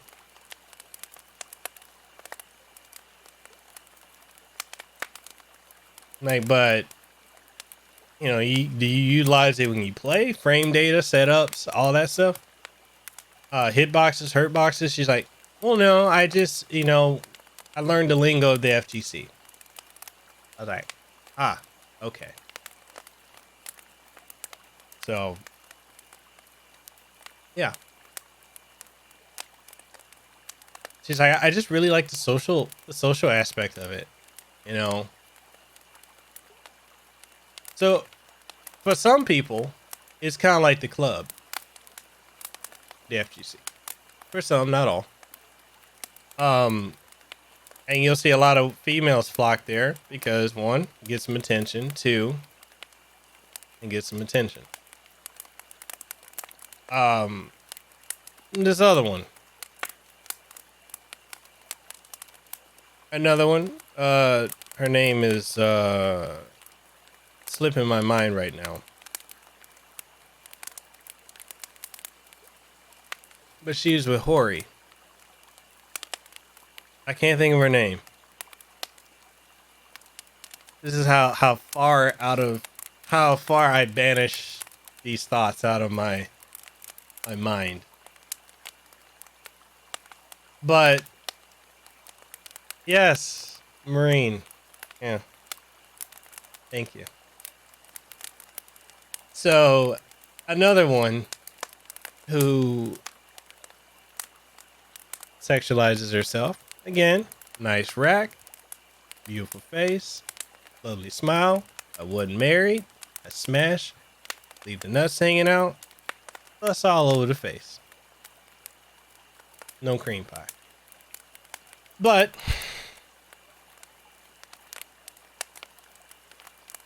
another one who's a good player has this tendency to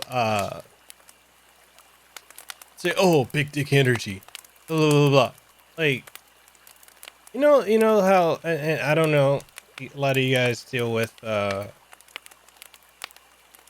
lot of Asian girls. They kind of do that, especially ones, you know, I've dated. I've primarily been with Asian women. You'll notice the dynamic between an Asian chick with an Asian guy. The guy is typically submissive, and the chick is dominant and has the vulgar mouth and sexualizes nearly everything. So, yeah, right? She does that. But the minute you check her for the comments she makes, like big dick energy and all this other stuff, you know, blowing my load or using sexual emojis, the minute you criticize her, oh, you're with the patriarchy, you're mansplaining, you're shaming me because I'm a female in gaming.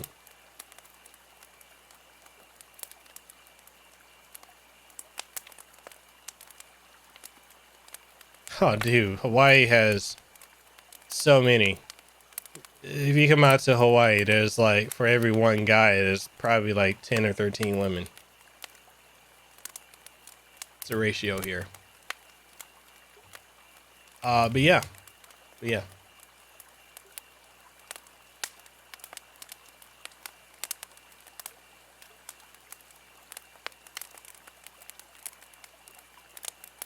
So let's move on to the guys. So what's up, Antonio? So let's move on to the guys. Let's talk about Mr. Rob Hollywood TV. Let's talk about Alex Meyer. Let's talk about Justin Wong. Let's talk about James Chin, not James Cook. Let's talk about it. So, James Chin is one of the biggest cucks I've ever met in my life. Just a cuck in every sense of the word.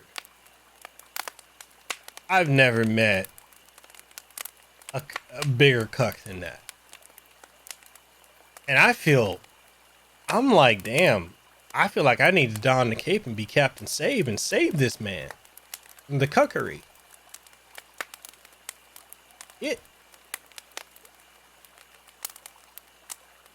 It shocks me. He will white knight anything,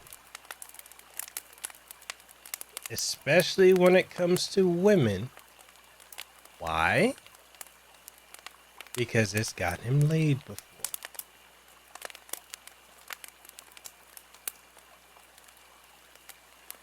And let me speak to my fellas out here. yeah, you can get laid being a beta cuck, but women are not gonna respect you for being a beta bitch. So, yeah, he, dude, he's just straight. And oop. What's up, Amy? It's something. It's something else. Like I've never seen a bigger cuck than that. It's pathetic. He'll jump on LGBT stuff. He'll jump on feminism. He'll jump on anything. Primarily with women. I mean, I kind of think he probably would fuck a trans. Because he's kind of desperate. And then let's talk about Justin Wong. Chill, dude. No issues. Pretty arrogant. That's probably the New York in him. Really don't have anything bad to say about him. Yeah, unlimited thirst. He'll take anything. He'll take a woman or a trap. James, not Justin, I mean.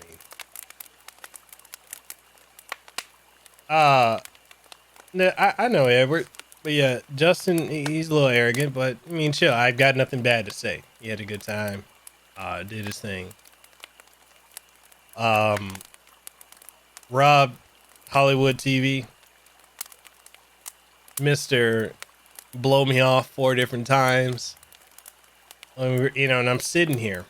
And that's the common thing with majority of the people I've interviewed is they have no respect for my time. And I work with people. I do everything I can to work with them. I say, hey, I'm available here. Are you available? Let's make it work. This is the time frame. And a lot of people just don't respect your time. So, Rob TV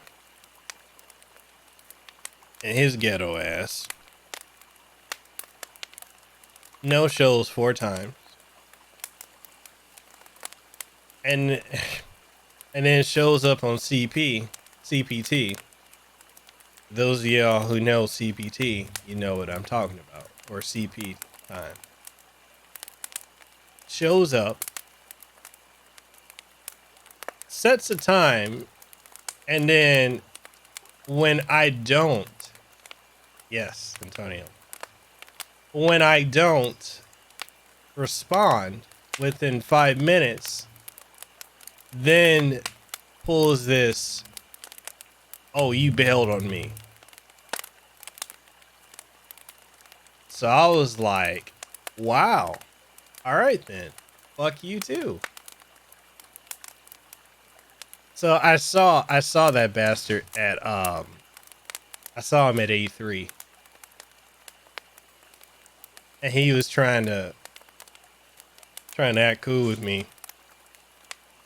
And trying to be like, yeah, man, so about that show. I'm like, and I said it in front of everybody. I'm like, oh, you mean my show, which is #1 Hawaii, with over 400 million downloads over the course of 2 years, listened to in 73 countries. Oh, the show showed on 4 times in a row? Yeah, the show's doing good without you. We don't miss you. Okay, Pumpkin?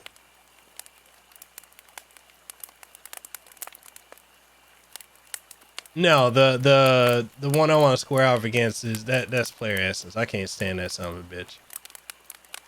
But other than that, let's talk about Alex Myers. Met him at E3. And then set up this whole thing. We were supposed to do the interview. And he no shows a bunch. I got more people to roast too. This is open season, open game. We shoot them, we shoot, we kill, we roast. So he showed up. He told me, he's like, oh yeah, let's just do this interview on this time. And this is back when I was working. So I'm like, look, the weekdays I'm booked until I get off work, which is 4 p.m. my time, which if you're in Cali at the time before daylight savings time is a 3-hour difference. So I was like, if you're available, we can do it a weekday. On the weekends, I'm available 24/7. So this son of a bitch flip-flopped around on the weekend constantly, like at least 7 times. And 10 minutes before go time, we cancel. And the excuse would be, oh, I got to go do this tournament. I'm like, so why didn't you schedule when you're not doing the tournament? And then when we finally, the only reason he even stopped fucking around and dicking me around was because I ended up going to Vitrix, and I tell him like, look, and I straight tell him like, look, this son of a bitch is fucking with my time. I interview celebrities, and yeah, I pulled that card. Look, I interview celebrities. I interview people who have a name. I'm like, this person doesn't have a name outside of the fucking FGC. So he's wasting my time. And so they're like, no, we'll go talk to him. So then next thing we know, we have the interview. And yeah. Never again. I will never have that son of a bitch on my show again. Fucking with my time like that. FGC stands for Fighting King Cucks. So I'm eating some ghetto ass s'mores. Got graham crackers. Damn, I got 20 of y'all watching. Y'all come from the campfire, don't you? Got graham crackers, sticks of Hershey's with some mellows. I'm just using a lighter to melt it because I don't want to get up to do it properly. That just probably ain't healthy. God damn. So, do y'all want me to keep going? I can keep roasting. I got more people I can throw on the Spitfire. I guess people can, they smell the campfire. They're like, we need to come on over. Keep going. Keep the fights coming. Everyone always comes for the fire. Oh. Finish him. He said, I need this fire for the warmth. Let the bias hit the floor. Yeah, I was thinking that too.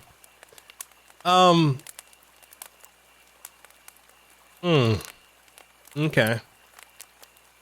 If you smell the campfires cooking. So, oh God. Line them up, knocking them down. Okay. So,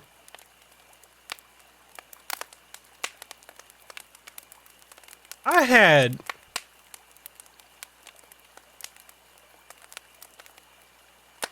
the guy who voices Mega Man in Mega Man 11. He's also the voice of Bond in 7 Deadly Sins. Ben Diskin, right? I'm just gonna throw him on the roast. He's gonna get roasted too. So I did a live stream podcast with him. Guys, you guys know the people that are like the ones that are assholes. You can tell they're assholes, but they laugh a lot to make you think they're not assholes. You know those type of people? He's one of those.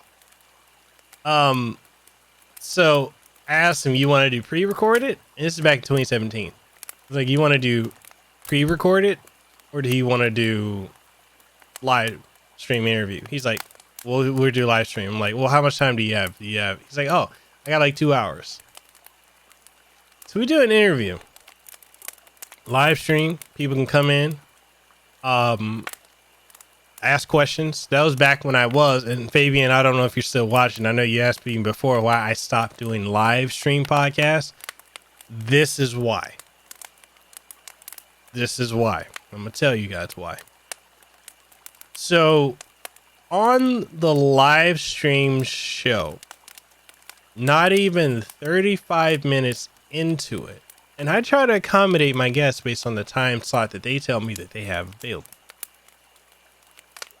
35 minutes, 40 minutes into it, he's like, I hate to be that guy, but I have something else I need to do. I need to go.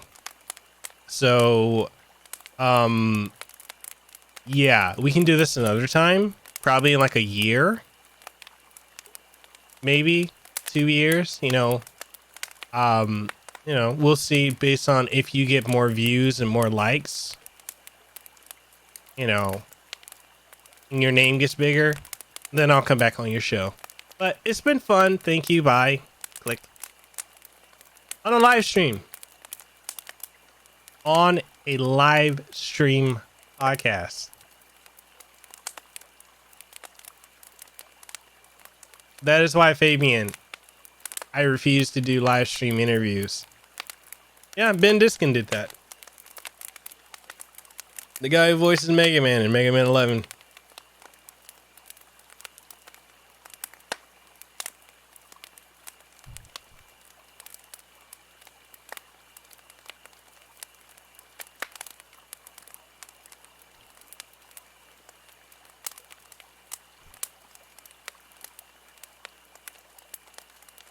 So, yep, he did that. And it's why I started doing pre-recorded. Because, yeah.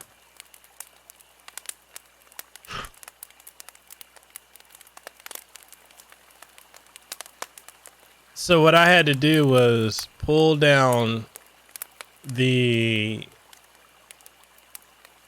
video immediately. And I had to go and edit the whole thing and edit that part out to make it flow. And also the parts where he was trying to rush me. He's like, okay, what's your next question? Come on, let's go. What's the next question? I had to edit all that out. So yeah.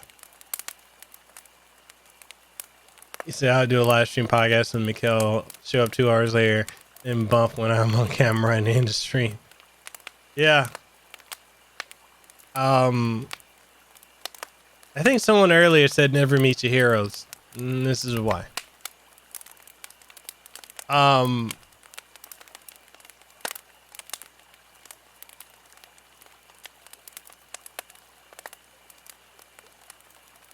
Let's say who else?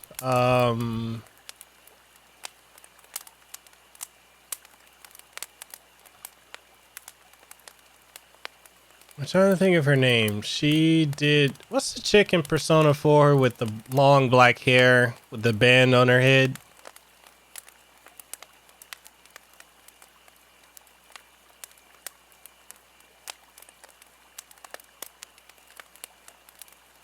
From Persona 4. Do you guys... Was that Chie? Chie was the one with long black hair?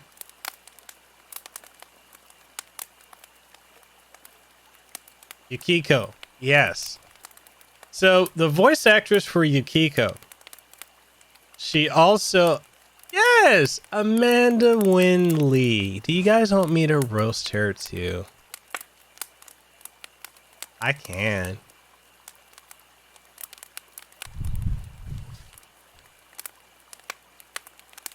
Completely up to you guys, because I got stories and I got time.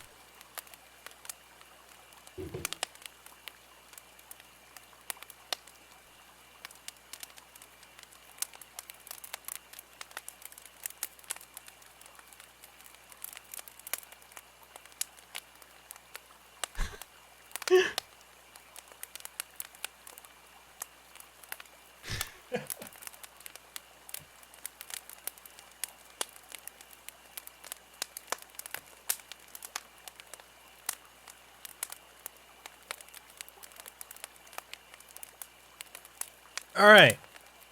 So Amanda Wynn Lee blew me off. It kind of does. It kind of does count HLO. So she and I were talking sometime last year before I interviewed Vic Mignogna, and I was supposed to interview her, right? When she caught wind that I was doing the tournament for Dragon Ball Fighters at HawaiiCon, she at first started getting mad at me, and I'm like, what's going on? She's like, how can you do a show? Like, how can you do any type of event at a convention that supports a pedo and a rapist? And I was like, a what and a what? I'm like, what are you talking about? She's like, well, you're doing a Dragon Ball tournament at HawaiiCon. I'm like, yeah, and? She's like, yeah, and you're supporting Vic. It's like, no, I'm not. I'm just doing the event. And because he was presenting the prize, then she DM'd me, and I'm not sure if Toy Bounty Hunters is here. Or I think I showed it to you, Antonio. Yeah, she's a libtard. I'm not sure if I showed it to you, Amy. And I think I may have shown it to Zero. And so what she did was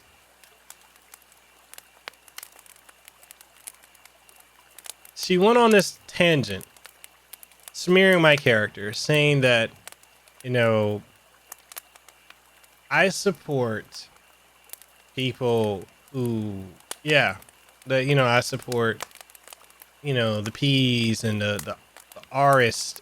No, I don't want to say the word again because I don't want to get demonetized. But that I support those type of people, and that it's a shame that you know, I support that. It's like, oh, you probably support Trump too, which is a shame. Like, how can you be there was actually more to it, Antonio, than what I showed you. She's like, how can you be such a race traitor to your own people? What kind of black person are you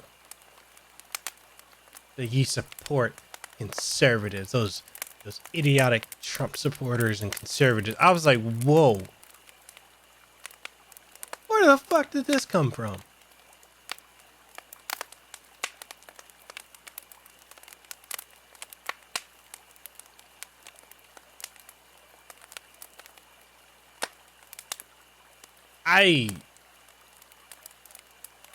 Anthony, I don't believe men, I don't believe women, facts and evidence.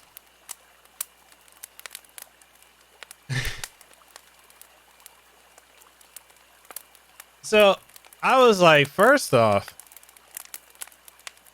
I'm getting paid to do the gig. Secondly, and this is before I interviewed her, this is before the whole thing went down, I'm like, yeah, she is white. So I was like, secondly, he's just presenting the prize. I don't have anything else to do with him aside from that. I'm like, thirdly, if you've got an issue with me doing this, and do you want to pay me what they're going to be paying me? Because at the time I was like, yo, I'm going to take off work to do this. I'm getting paid for this.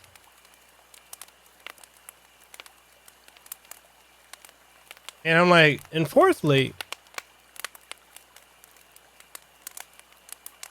I'm like, why are you assuming I'm like, why are you assuming I'm black or my race and calling me a race traitor? So I'm gonna say this, and if this political statement offends some of you, then it is what it is. The most racist bigoted people and hateful, spiteful people I've ever met are white liberals, white progressives.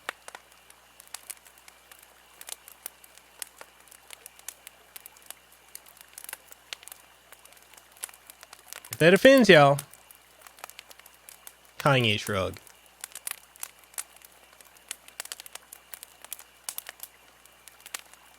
Because every single one of them that I've dealt with or see online, in which the majority of them are voice actors, they look down on people that are of other races and tell you, because they are the arbiters of moral authority,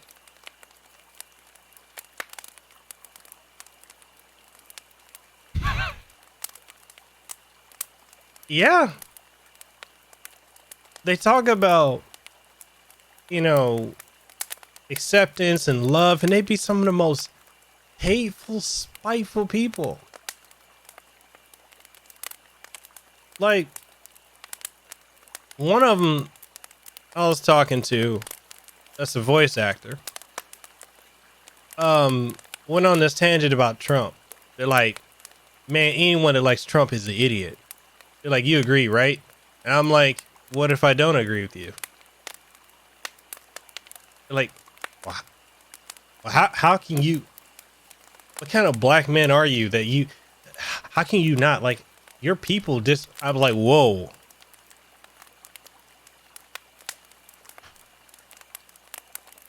What?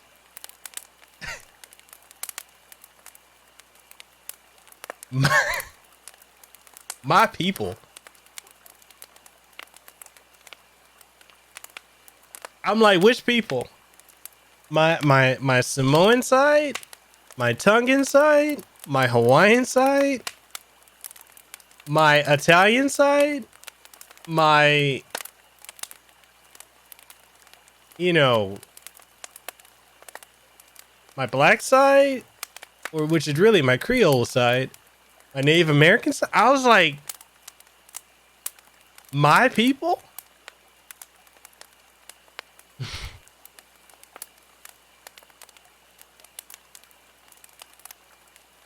I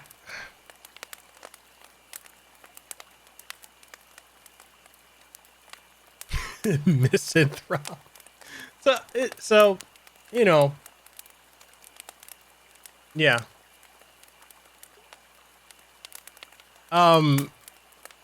Yeah, I run into that a lot with progressive liberal white people. Run into that a lot. And there's a lot I hold my tongue on because it's very manipulative if you look at it. Telling you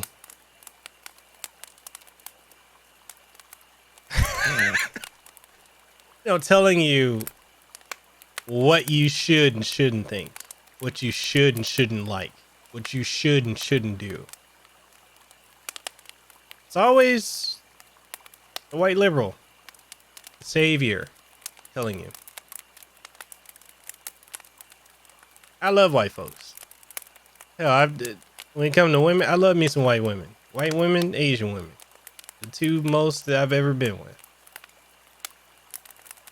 But the progressive stuff, it's just something. That mentality, progressive liberalism.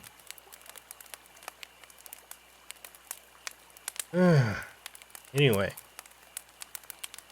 I should I throw anyone else on the roast? Or y'all want me to get back to Metroid?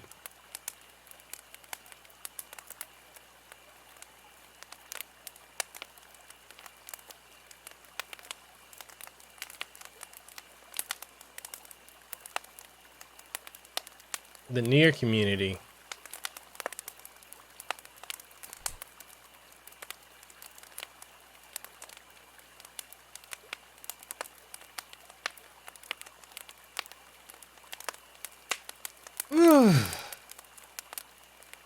Okay, so the Nier community. So there is a zeitgeist of YouTubers that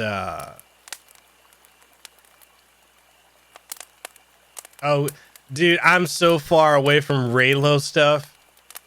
I've kept so far away from that. I can't roast the Raylo folks because I think it's the Gundam does enough of that. He roasts the fuck out of them. But okay, so the Nier community, these people, these YouTubers. So there's Valkyrie Aurora. There is Foxcade.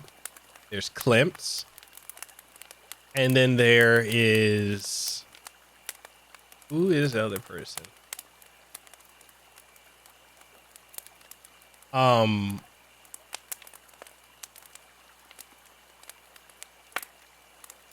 The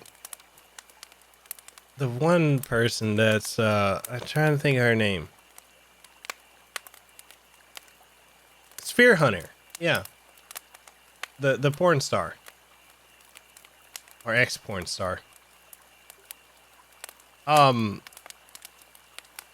this zeitgeist, they are the authority on the quote-unquote self-appointed authority on Nier and anything by Yoko Taro.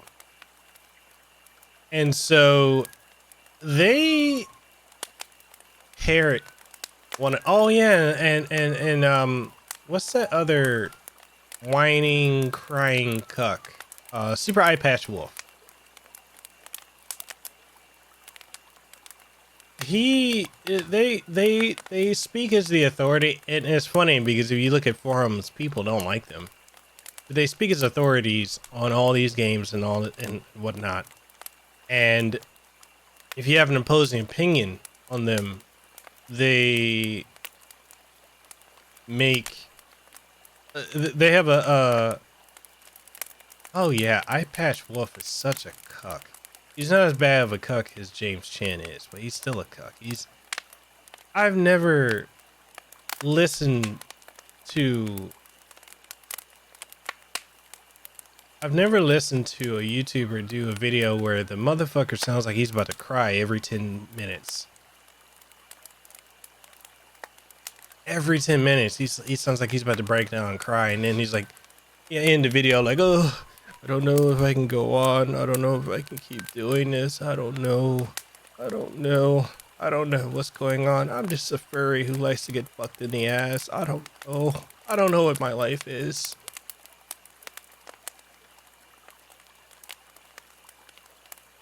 If people were aware of what he's doing, it's a psychological tactic. He's effectively using a manipulative tactic to garner sympathy, to garner support. He does it. Valkyrie Aurora does it. Foxcade is just an asshole. But yeah, Eye Patch does that. Klimt. Now, you gotta look at a lot of these guys, barring Foxcade and Eye Patch Wolf. They blew up. These other ones blew up covering Nier. It was a relatively, at the time, unknown game. And they blew up covering it. And which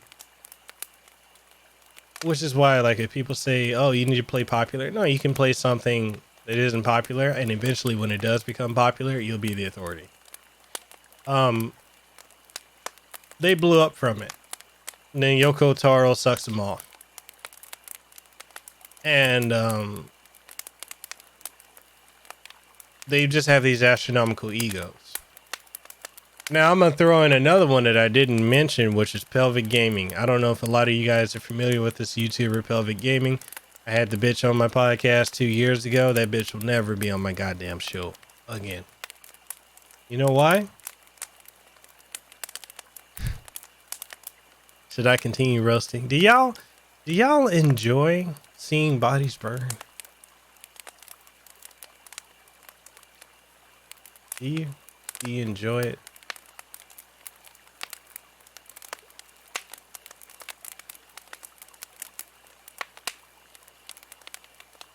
All right, see you when I see you in 3D. So, Pelvic Gaming. And Amy, I don't know if you're still here.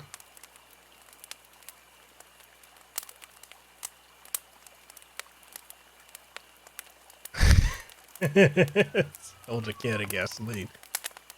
So, I've shared some of the videos with you, Amy. You've seen it. Pelvic Gaming is a YouTuber who puts out probably one video a month, and if you're lucky, two. If you give her pay enough of her Patreon, she'll put out 2 videos a month. So there's her and the other bitch, Badonga. That's another one I could roast. But Pelvic Gaming has this thing where she likes to be edgy. And by being edgy, she likes to curse and swear and act hip, I guess. Oh, and for those y'all wondering, she's from Florida. She's a Floridian. And so I had her on, I asked her before if she'd like to be on my show back in 2016 going to 2017. Had her on. And she didn't want to come on the show by herself. Because I was talking about, you know, different things about gaming, because she presents herself as this knowledgeable retro gamer. So when we were just chatting offline, I was talking to her about all the different things about, this game. I was talking about Second Densetsu, which you guys know of. What is it? Second Densetsu 3. So Trials of Mana. I was talking to her about Secret of Evermore, and the Soul Blazer trilogy. You guys would know that as Soul Blazer, Terranigma, and Illusion of Gaia. So that's the Soul Blazer trilogy and quintet. So, I just, because she's quote unquote an expert on retro gaming, right? Self-appointed, presents herself as such. She'd never heard of any of these games. None. The only one she know of was Secret of Mana. And any mainstream Nintendo title from the 90s, she knew about that. And then when we started talking Xeno, because she, she's just quote unquote authority on Xeno. She'd never, at the time, had never played Xenoblade Chronicle, or Xenogears, or Xenosaga Trilogy. So she wasn't comfortable with the question. So she's like, "Can I have a friend on, to come with me, just so I can, I can be comfortable on the show?" And I'm like, "Sure." Weird, but okay, why not? Right? Didn't think anything of it. So, oh god, this is about to be the 3rd cuck. So she has this dude on, and Amy, if you're still here, this dude is one of Xander's friends, but he's such a cuck. He is such a cuck. This, not Xander, but his friend. His friend is such a cuck. Daniel. So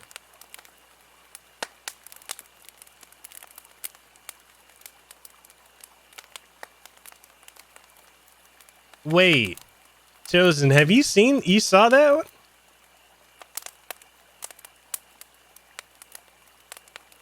It's Daniel from Florida. Daniel something. I think, yeah. Yeah, wait. So yeah, I'm asking if you chose if you saw the podcast. That dude.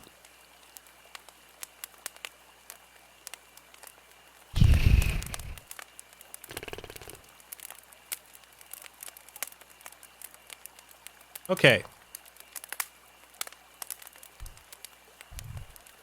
How badly? How badly do you guys want me to roast these two some bitches?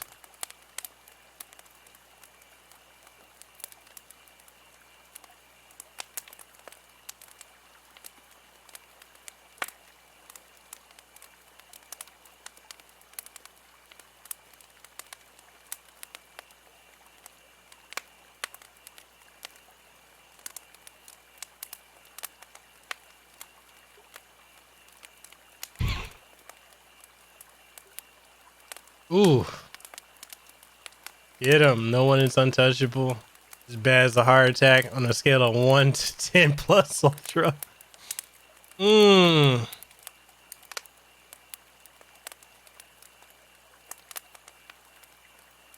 So we'll start with pelvic. This chick. Cremation. God damn. Savage.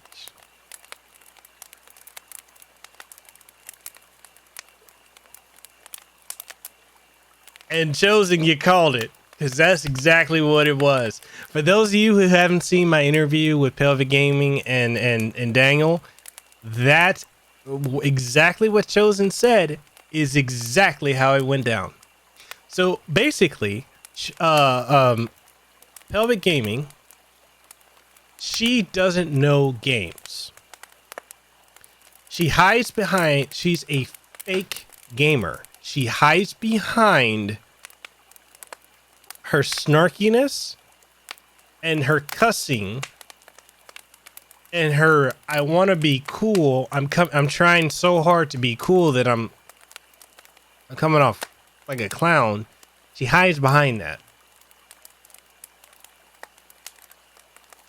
So she does that to hide the fact that she doesn't know a lot about gaming. And in fact, she only got into gaming about 2 or 3 years before I even interviewed her.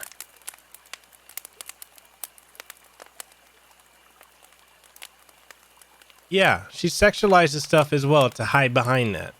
That's part of that whole edgy thing.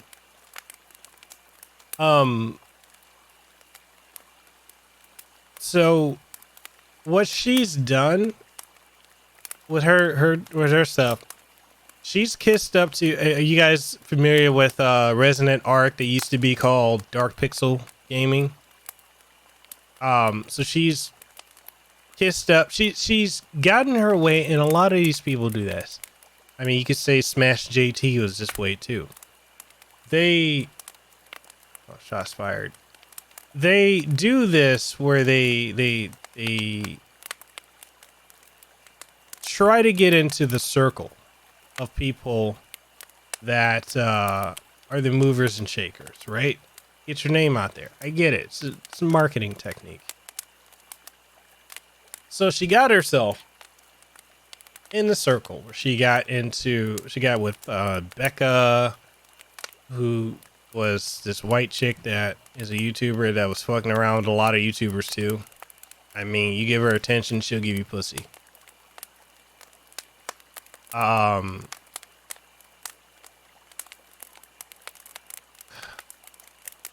So she got in with Dark Pixel or Resident Arc. Got in with a bunch of these other folks that are high up there. Another zeitgeist. So she got in with them. And they started pushing her, which is why she grew. Her videos aren't good, but you get a machine behind you, they push you, you'll grow. So she's got them pushing her. And when it comes to her reviewing games, the reason it takes her 1 month, like it takes her a month to put out one video. And she's got a job that she works. You know, she's like 24, 25. is a she works at like Olive Garden or something like that. Is a yeah. So the reason it takes her a month, which is pathetic, because I can bang out, even when I was working full time, I could bang out 4 videos equivalent to her 1 in a day. She relies upon other YouTubers to write her scripts, and a lot of the gameplay she doesn't even do herself. She rips it from their YouTubers, kind of like Philip Mushin did, and doesn't even do her own edits. So on my show, she pretty much exposed herself as not knowing, and it was live, right? She didn't know about this. She didn't know about that. And when I would ask her a question, she had on Daniel the Cuck. And Daniel is her white knight. This dude is so thirsty. Chosen, you saw it. This dude is so thirsty. He is so thirsty for her. She plays him. Yeah, she is. She's a fraud posing as a content creator. She plays this dude. Exactly. Anytime I'd ask her a question. What? Yeah, Shentai Gaming. That's his name. Shentai. From Shentai Reviews. Anytime I'd ask her a question, and she would try to do her little shtick to hide behind it, he would jump in and answer the question for her. Shit was hilarious. It was hilarious. It was absolutely hilarious seeing it. I couldn't believe it at all. I was like, and he would always compliment her constantly, and chicks don't dig that. If anyone says anything about her on Twitter or social media, he's the first one. He is so desperate to fuck this chick.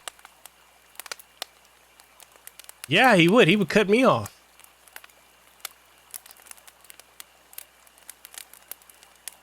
I have never... Okay, maybe he's slightly edges out James Chen. This dude's a cook. Grade A. USDA. Cook.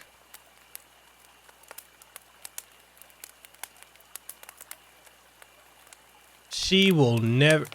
And I feel so bad when I see dudes do this. She will never fuck him.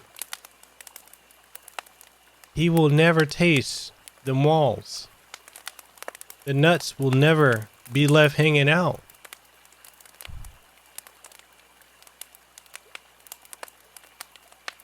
He will not be busting any kind of nuts.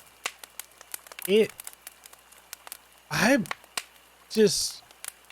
like seeing a train wreck in motion. I'm over here like, do I need to sit this man down and go out to Best Buy and buy this son of a bitch a copy of Hitch so he will get Guile and Game? Because he is so desperate.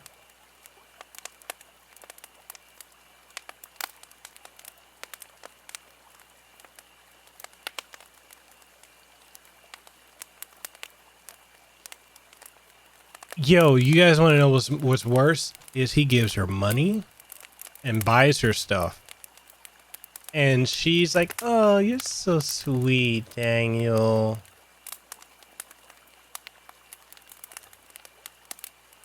I'm over here like, can I take this man's glasses? Can I clean them things up so he knows? Amy, you say you wish people would buy you. I bought you something, Amy. What you talking about? I bought you something before. What you talking about, girl? No, I'm kidding.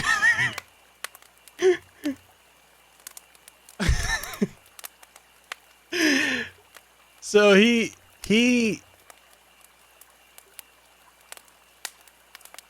yeah, he's an asset in the ATM. This dude fucking gives her money weekly, buys her games, pays on her Patreon and her channel membership, and does super chats, and takes her to and from work, and out to go shopping. I'm over here like,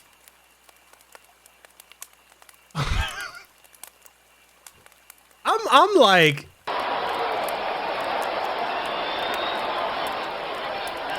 You didn't say that. Tell me you did not just say that.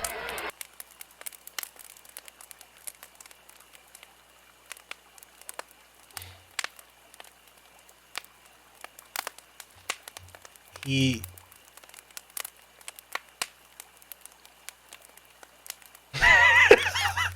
yo, what's up, Ty Lord? Bruh, you ain't got a lick of it. He ain't got a lick. He ain't got a sniff of it. Not even a none. Maybe when she stands up from sitting down, maybe he sniffs the chair. I don't know. I can't even call the dude pathetic.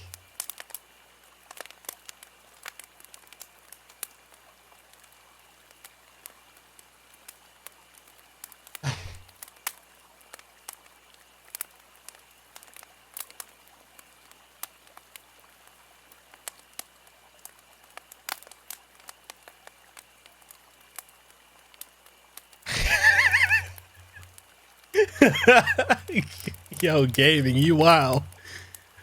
I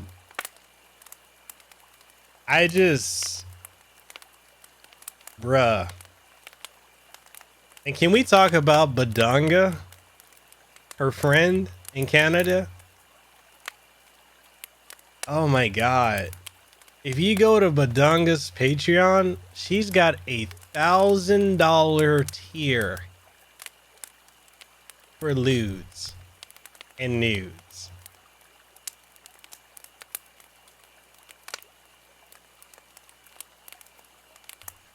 Yeah, Tyler, it's still uploaded.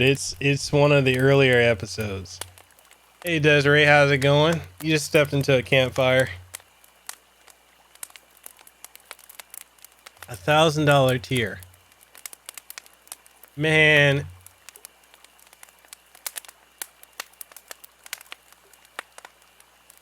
I have never.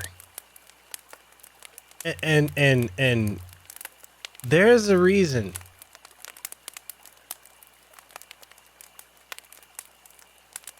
Yeah, don't. Her audio is absolutely terrible. Yo, I used to be a playboy back in the day, which is where the Casanova name came from. Okay? Used to be a playboy. I'm the dude that would go and just talk to a chick, and within the next couple, next hour or so, I'm getting them panties, because I don't try. I never have. I make women chase me, because I understand the psychology. Hell, I went to tell you the skill level I have. I went to fucking Walmart with a chick that was working at a kiosk back when I was working at a kiosk at a T-Mobile, T-Mobile kiosk in the mall. I went because she didn't want to walk home. She needed to go to Walmart, needed to walk to her spot, and it was nighttime. I walked with her, and I was with somebody at the time. I went to Walmart to get that person I was with the panty liner thing. And got it in front of her, in front of this chick, and still walked that chick home and still fucked the shit out of her. Left the nuts hanging out and everything. So, with no effort at all.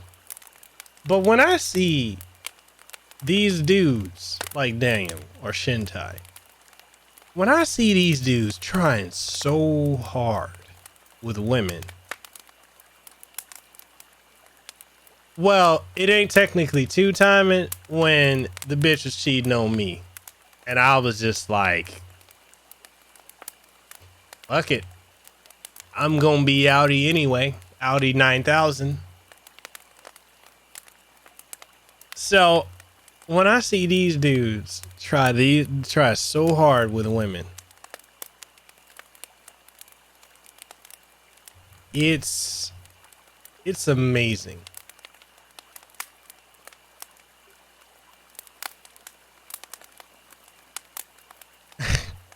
Amy, you say you bring men back to reality, but it's not hard. Guys who understand game and guile, if you get it, it ain't hard. You can pull any chick. Some of these dudes is pathetic. Fight game community. Yes, this originally started off as a FGC roast and kind of just went from there. Do you guys want me to, I got another roast. Do you want me to roast the girl who voiced Hyra and Mithra in Xenoblade 2? I can roast her. I can char that bitch.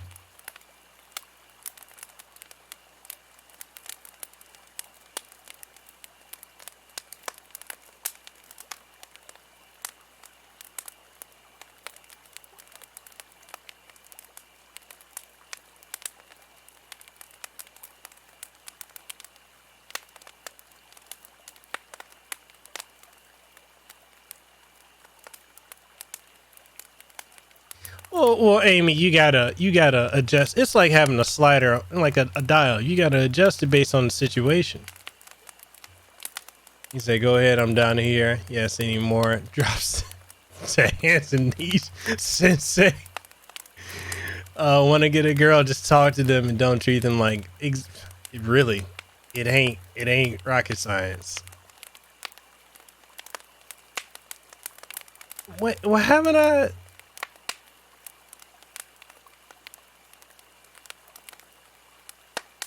Oh Lord, is it gonna get us copyright? Oh yeah, I got copyright strike for the Final Fantasy VII stuff. You said the one who voiced 2B.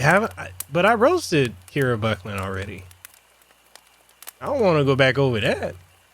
Okay, so the chick who voiced Hyra and Mithra in Xenoblade Chronicles 2.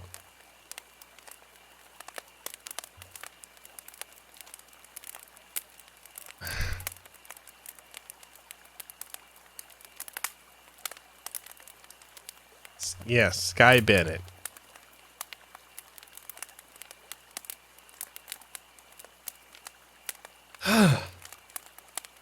So I reached out to her to have her on my show, right? Then she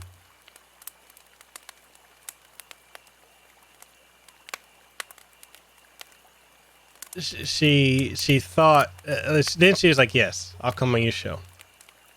I still have the messages. I still have the DMs.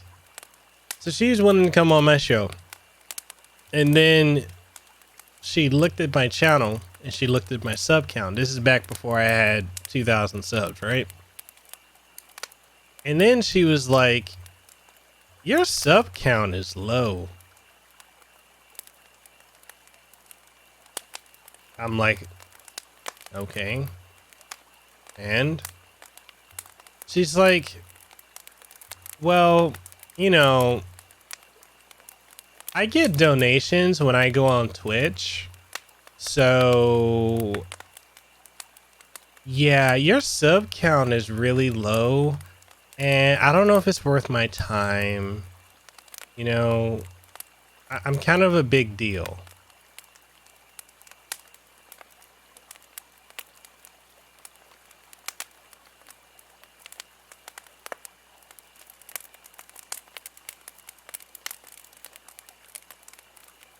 And then proceeds to be interviewed by JRPG, who only had 9,000 more subs than me. So I don't like Sky Bennett because even though she did a good job as Pyro and Mithra in Xenoblade Chronicles 2, she is a stuck up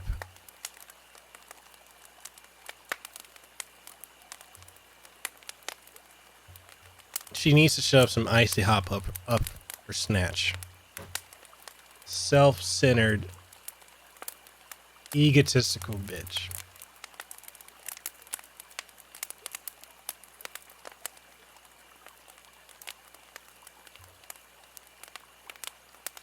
Roast Jamie and Monica for Vic. I've never interacted with them. I just got blocked by him. I never interacted with them. I got blocked by the voice of Goku too, Sean Schimmel. Which is funny because I remember he called out my boy, my bro, Mason Lucas. He called him out. So here's a question I want to ask you guys, because it's been about a year and a half or so. Would you guys? Yeah, he did. I admit that. Oh no, the Jamie and Monica Real, they blocked me. Them, Ron Toy, and Sean Schimmel, and the guy who voices Vegeta and All Might. Never had any interaction with any of them except for the guy who voices Chris Sabat. Aside from him, because he's supposed to be on my show. But they blocked me because I interviewed Vic Mignano. No, she did. Like when I went back and checked recently, she's blocked me. I'm blocked.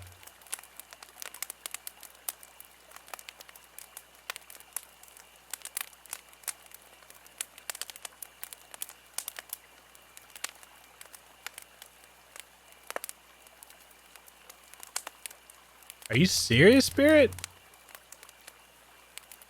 But no, I'm blocked by Jamie. And I haven't touched Vic stuff since I did my interview with him. And even then, I never really picked a side.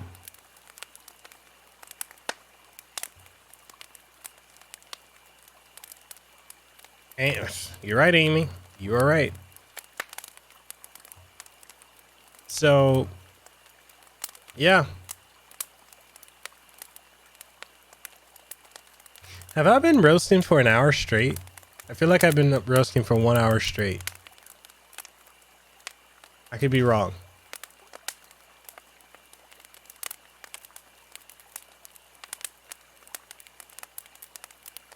I feel like it. Over an hour. Okay.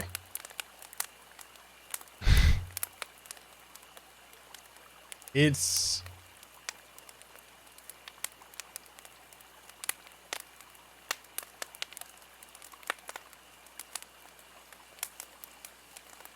John Voight.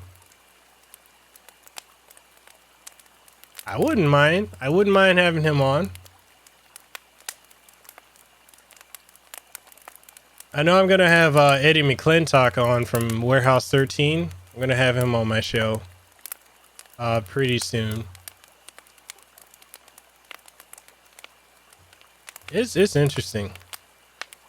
It's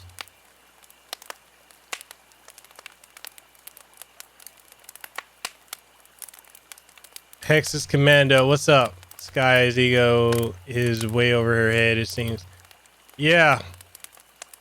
Robert Davi. Ooh, Robert Davi. Yeah, I dig that guy. When is The Rock coming on? Whenever his schedule's free. It's kind of Edward, I think you missed that part when I was talking at the beginning of the show. Well, beginning of the roast, I was talking about how when it comes to the wrestlers, it's very hard to get them on because of their schedules. Like I can confirm and be like, yeah, I've got them, but then when is it happening? I don't know.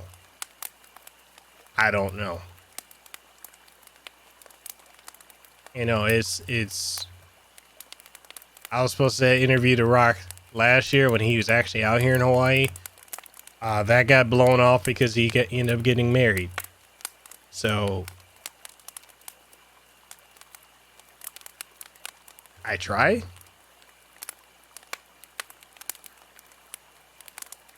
I mean, if Quentin Tarantino would come on, I'm not bad at it. I don't have anything against it. You said you should have Amy on your show. I mean, that's up to Amy. I've offered to Amy like what, 2 years ago, Amy? I offered to have you on.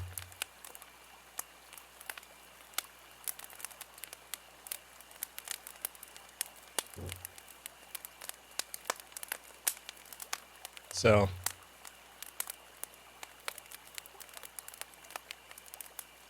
I'm just waiting on you know who I'm waiting on to try and start some shit with me? Radical Rick. I'm waiting on him because I have Patreon. And he hates YouTubers that have Patreon. He also hates YouTubers that go full time because he says YouTube is not a job. Tell that to the IRS.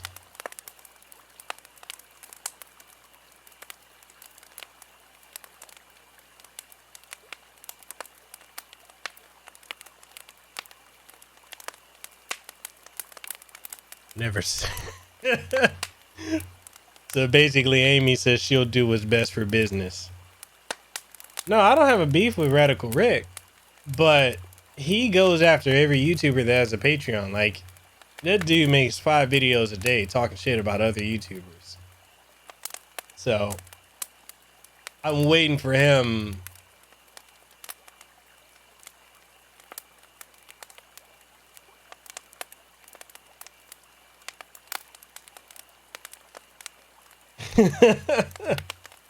No, you know, that's the other thing too, is I've got a lot of people, there's a lot of people like, yo man, I need to be on your show. Yo, I need to be on your show. And I'm like, I have people on my show when it makes sense.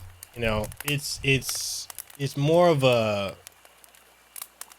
Casanova podcast is more of me, you know, it's an edutainment type of show. When it, you know, that's why there's certain people that wanted to come on my show and I'm like, okay, so what's the topic? What are we talking about? Well, I don't know. I just figured we could just, you know, shoot the shit. Like, but I'm not cool with you like that. If I'm cool with somebody, yeah, we'll do it. But if there's no objective to the point of the show, I'm not gonna do that. Which is why I'm doing a second show. Whenever I can get around to making it. And it will be a live format. And I think it'll be fun. Hell, I kind of think this campfire thing should be something more than just randomly on streams. But yeah. Jesus Christ, Amy, a campfire with you and me? Oh my God, Amy. No one. You know what? The tagline should be like, no one is safe. Because nobody would be safe. Yeah, our PMs on Facebook between me and Amy. Oh my goodness. People get roasted. I should market the campfire. You know why I don't? Because I don't want to bring a lot of public attention to it. It's kind of a thing where if you're here on the stream and it happens, you know. I don't want to advertise that because of how a lot of these people in the gaming industry are.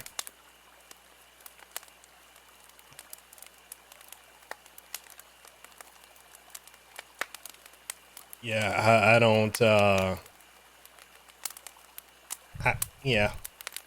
don't want to deal with that. But yeah. There's a lot of people, Radical Rick, others, they would come after me because I have a Patreon or I have channel memberships or what I do is full time. So they would come after me for that. And it's like, yeah, but I'm not gonna market this. I mean, this is something if you're here for the experience, you're here for it. If not, you'll hear the legend of it. But I'm never gonna publicly promote it like that.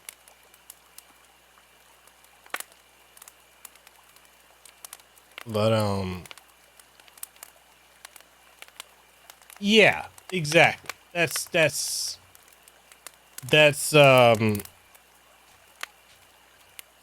what it is. You know, I want to, because when you see me on my pre-recorded videos or you see me on my podcast or how I am on YouTube or not on YouTube on social media, that's the business professional side of me. This is just me kicking back, drinking 3D and just shooting the shit. But yeah.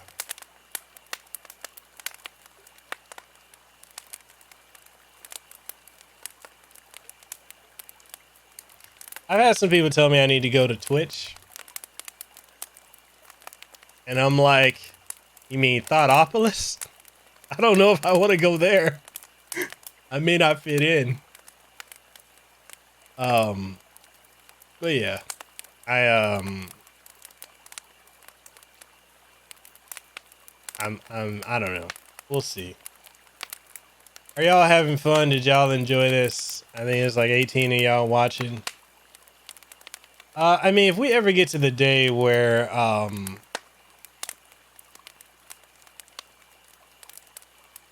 if I ever get to the point where I'm having more than, you know, 10 to 18 people watching, I'm gonna promise y'all this. If y'all been rocking with me, you know, from here where I'm at now, from before, like Amy and Antonio have been, like if you are you with me now or you with me pre-OJ days, then I'm not gonna, you know, I'm just letting y'all know I'm not gonna change. I'm still gonna be the same, straightforward, no nonsense, no bullshit guy. I'm always gonna prioritize those that have been there. So, you know, if the channel ever does grow, and you know, a goal I kind of set for myself, I would like to hit 50,000 to 100,000 subs this year. And I'll be honest, I don't know if I'm gonna be able to do that because apparently I've apparently lost like over 50 subs in the course of like 3 days. And I've kind of been stuck at my sub count for like the last 9 to 10 months. So maybe I plateaued. Maybe I have. Maybe oh, there's a YouTube bird. It could be that. You know, I know my content, my videos don't get much views. Maybe YouTube doesn't like pushing me. I don't know. Yeah, I mean, before they were demonetizing me every time they got the chance to. Now they don't. I don't know. I don't know what it'll take for me to grow my channel. You know, I've kind of hit a wall, to be honest. And don't be about that bullshit. I mean, hey, this time a year ago, I was lucky if I got 1 viewer. Now I've got 18, 19, 20 y'all. I've got that many of you guys watching. So I count it as a success.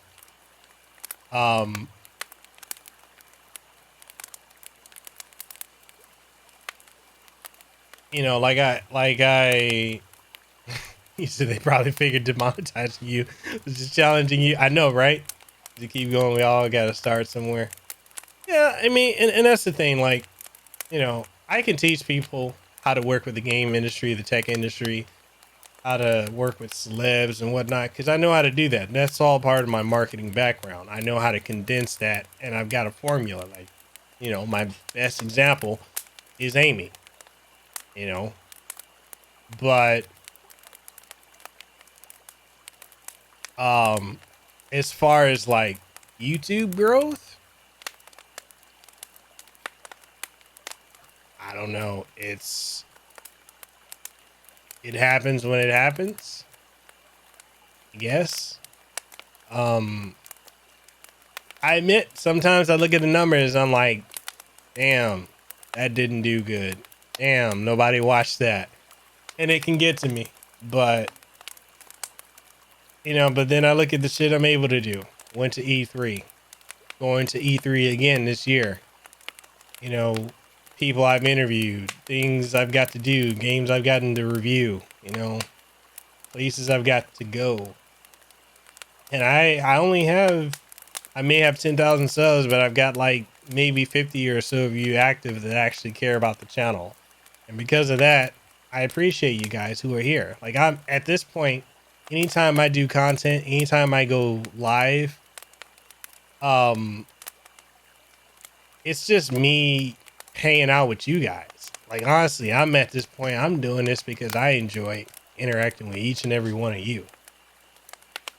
You know, yeah, this is my full-time career. Yeah, I haven't been doing well numbers wise, but this is fun. I love this. I love hanging out with you guys. He said we go to eat. Oh, hell yeah. Hell yeah. Amy, I'm gonna get an Airbnb at I'm gonna get an Airbnb in town, like right across from the convention center.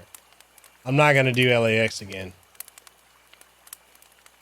But yeah, I mean, I just do this for you guys. Like, I appreciate, you know, the interaction, especially over the last year. It's come a long way. And I'll say this for anyone who's trying to do YouTube, or if you're trying to grow, or if you're starting off, or if you've been at it for a while and it's, you know, it's getting to you, it's a marathon. It's not a sprint, it's a marathon. And honestly, to go from having one person interact when I stream, or one person watching, to now having 20 of you guys, you know, anywhere from 10 to 20 of you guys consistently every time I stream, or to be able to do premieres and just chat with you guys as whatever I made is premiering, that means a lot. That's growth. You know, there are channels that within a year of starting, they can blow up and get 100,000 or more. There are groups that are able to do that. It doesn't happen for everyone, you know. And I know sometimes I look at the fact that, you know, Fabian and we started at the same time. He's at 50, I'm at 10. But the difference between him and I is he was consistent. I wasn't. I've been consistent for the last year, but I'm playing catch up to him and others. And anyone who wants to do this, I'm gonna tell you this now. Like, don't be obsessed over the numbers. It will drive you crazy. It would absolutely drive you crazy. And I don't want anyone here doing that. It's not worth driving yourself crazy over the numbers. You having fun with it, then have fun with it. I do every time I go live. So, yeah. But as far as like working with the industry, so easy. So easy. How's everyone doing? I know I've been rambling. I've been rambling for a bit.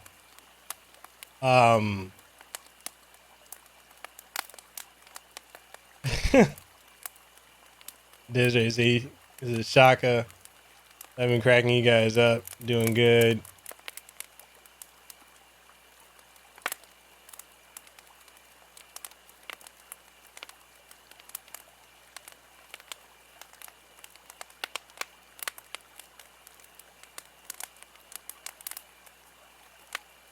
I mean it though.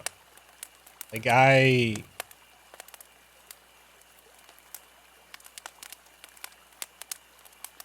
consistency helps.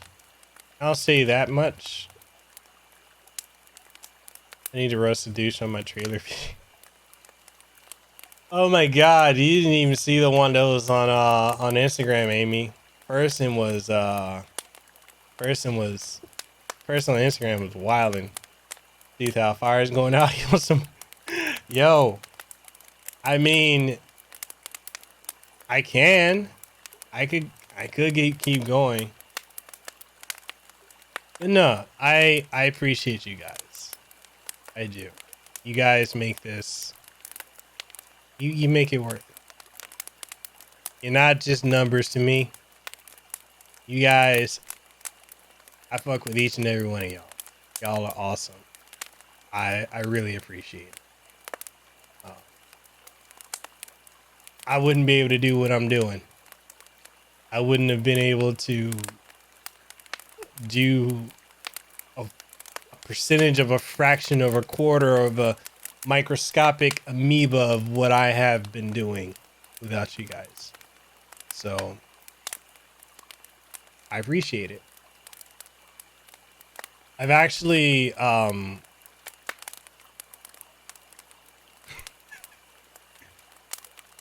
dude, Thao, you do contribute. You're here, man. You lurk and then you show up and we say, hey, what's good? That's contribution, man.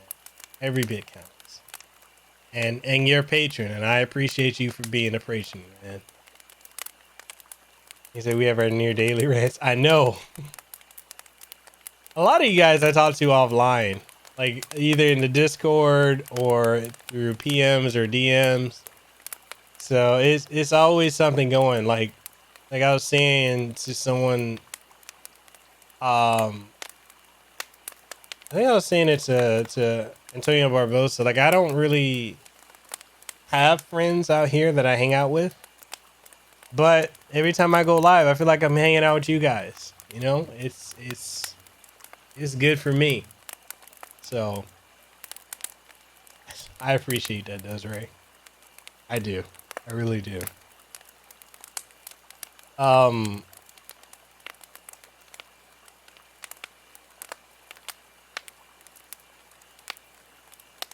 have been trying to come up with ideas for new content.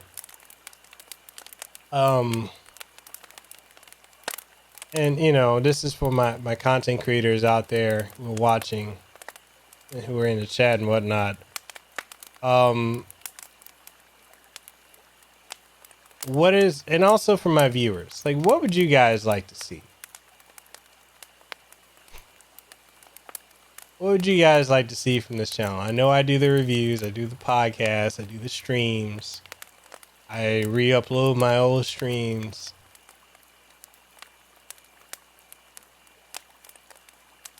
Goblin. What's up, man? I didn't know you still here. And for my content creators out there, would you guys like,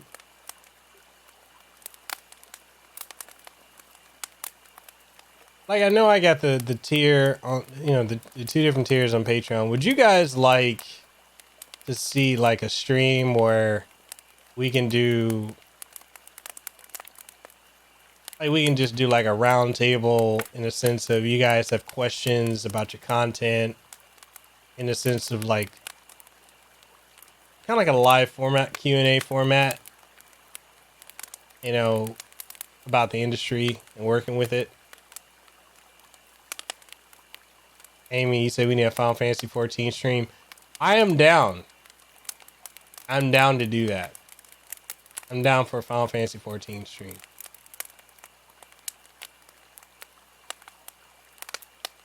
And what I'd like to see and what YouTube allow is 2 separate things.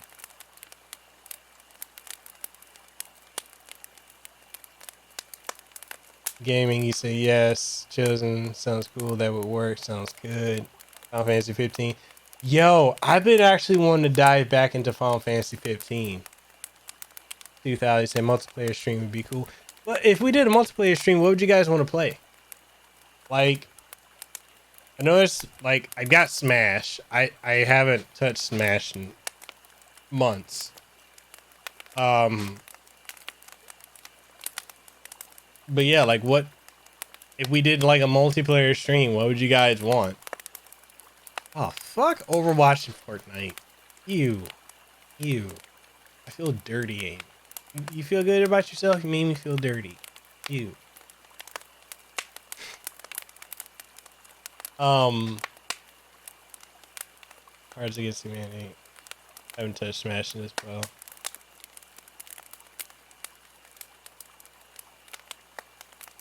I mean, the only character in Smash I can play with is Terry. I body people with Terry, but that's it. Fighting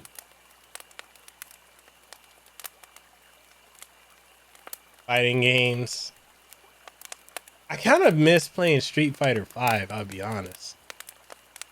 And so, like, the idea of like the live stream for content creators, I'm thinking kind of like a class format, kind of casual, you know, just talking.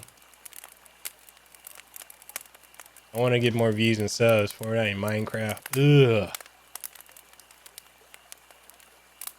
Let's see, if I did that, I'd get people who don't really care about the content. That's the thing. I want people to care. Yeah, even when I did the Call of Duty one, that didn't have a, Call of Duty and Gears didn't have a great turnout. They were fun as hell though. Shit, I played Call of Duty start to finish. Yeah, I mean, let me know what you guys want, because you know, it's a new year. I want to do new things. I want to mix it up. I know, Zero, you and I were talking about, you know, bringing back Falcom Mondays, which I'm going to be doing starting next week. Going back to Trails of Cold Steel and Ease on Mondays. And then I'm going to be doing Skies of Arcadia. I was supposed to do that today, but yeah, I need to do that Final Fantasy 7R stream too. I would do the Dragon Ball one, but you know, Bandai Namco is going to be hitting copyrights like crazy. Jackbox. Yeah, actually, I have Jackbox. That's a fun game. Animal Crossing. Yeah, Animal Crossing would be cray. Yeah,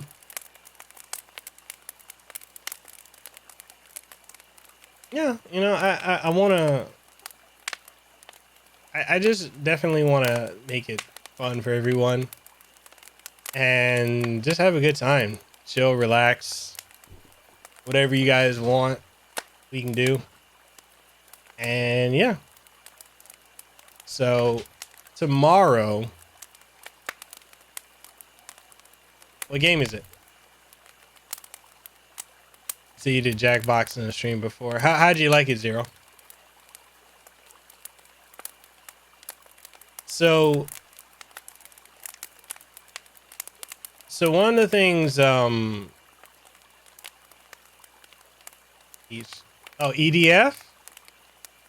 Oh, that game is fun. Each Beat Splash. So, anyways, tomorrow we're gonna be doing,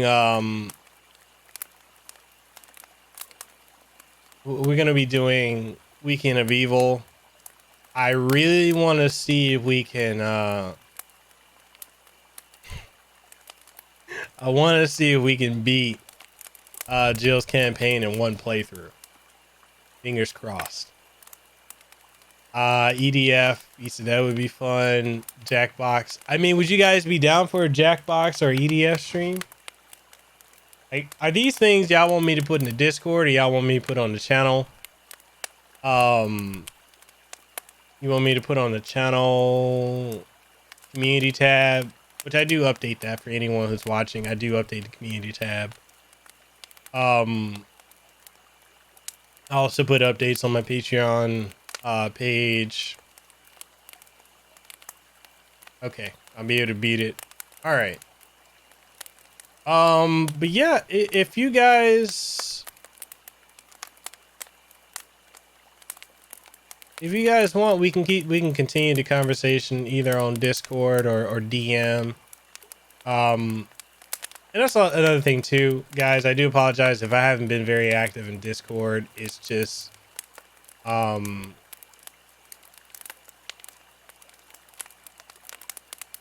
yeah, she's got way more inventory. A lot of times when I wake up, I feel like I missed so much and you guys are already busy. But I definitely would love the Discord to become a lot more active than what it is. So if you guys would like to, you know, hang out and chat in there, we can go from this stream to there. I'd be down for it. And then tomorrow, have I ever played Gravity Rush? I have 1 and 2. I have Gravity Rush 1 and 2. I briefly played them. Yeah, 2000. I can get that way too. So don't even worry, man. But yeah, guys, I'm gonna wrap up this stream. I have to go pick up Lehua, and tomorrow we'll pick it up with Resident Evil Remake, Jill's campaign, and yeah, you guys enjoyed the stream, hit the like button, share it. If you want, you can become a channel member or Patreon, completely up to you. All that if you want to support the channel, support the content. Join the Discord if you haven't already. Links should pop up here through the bot, or it's in the description as well. And other than that, I catch y'all on the next one. Y'all be easy. Have a good time. Let me end this campfire music, and I will catch y'all, as always, on the next one.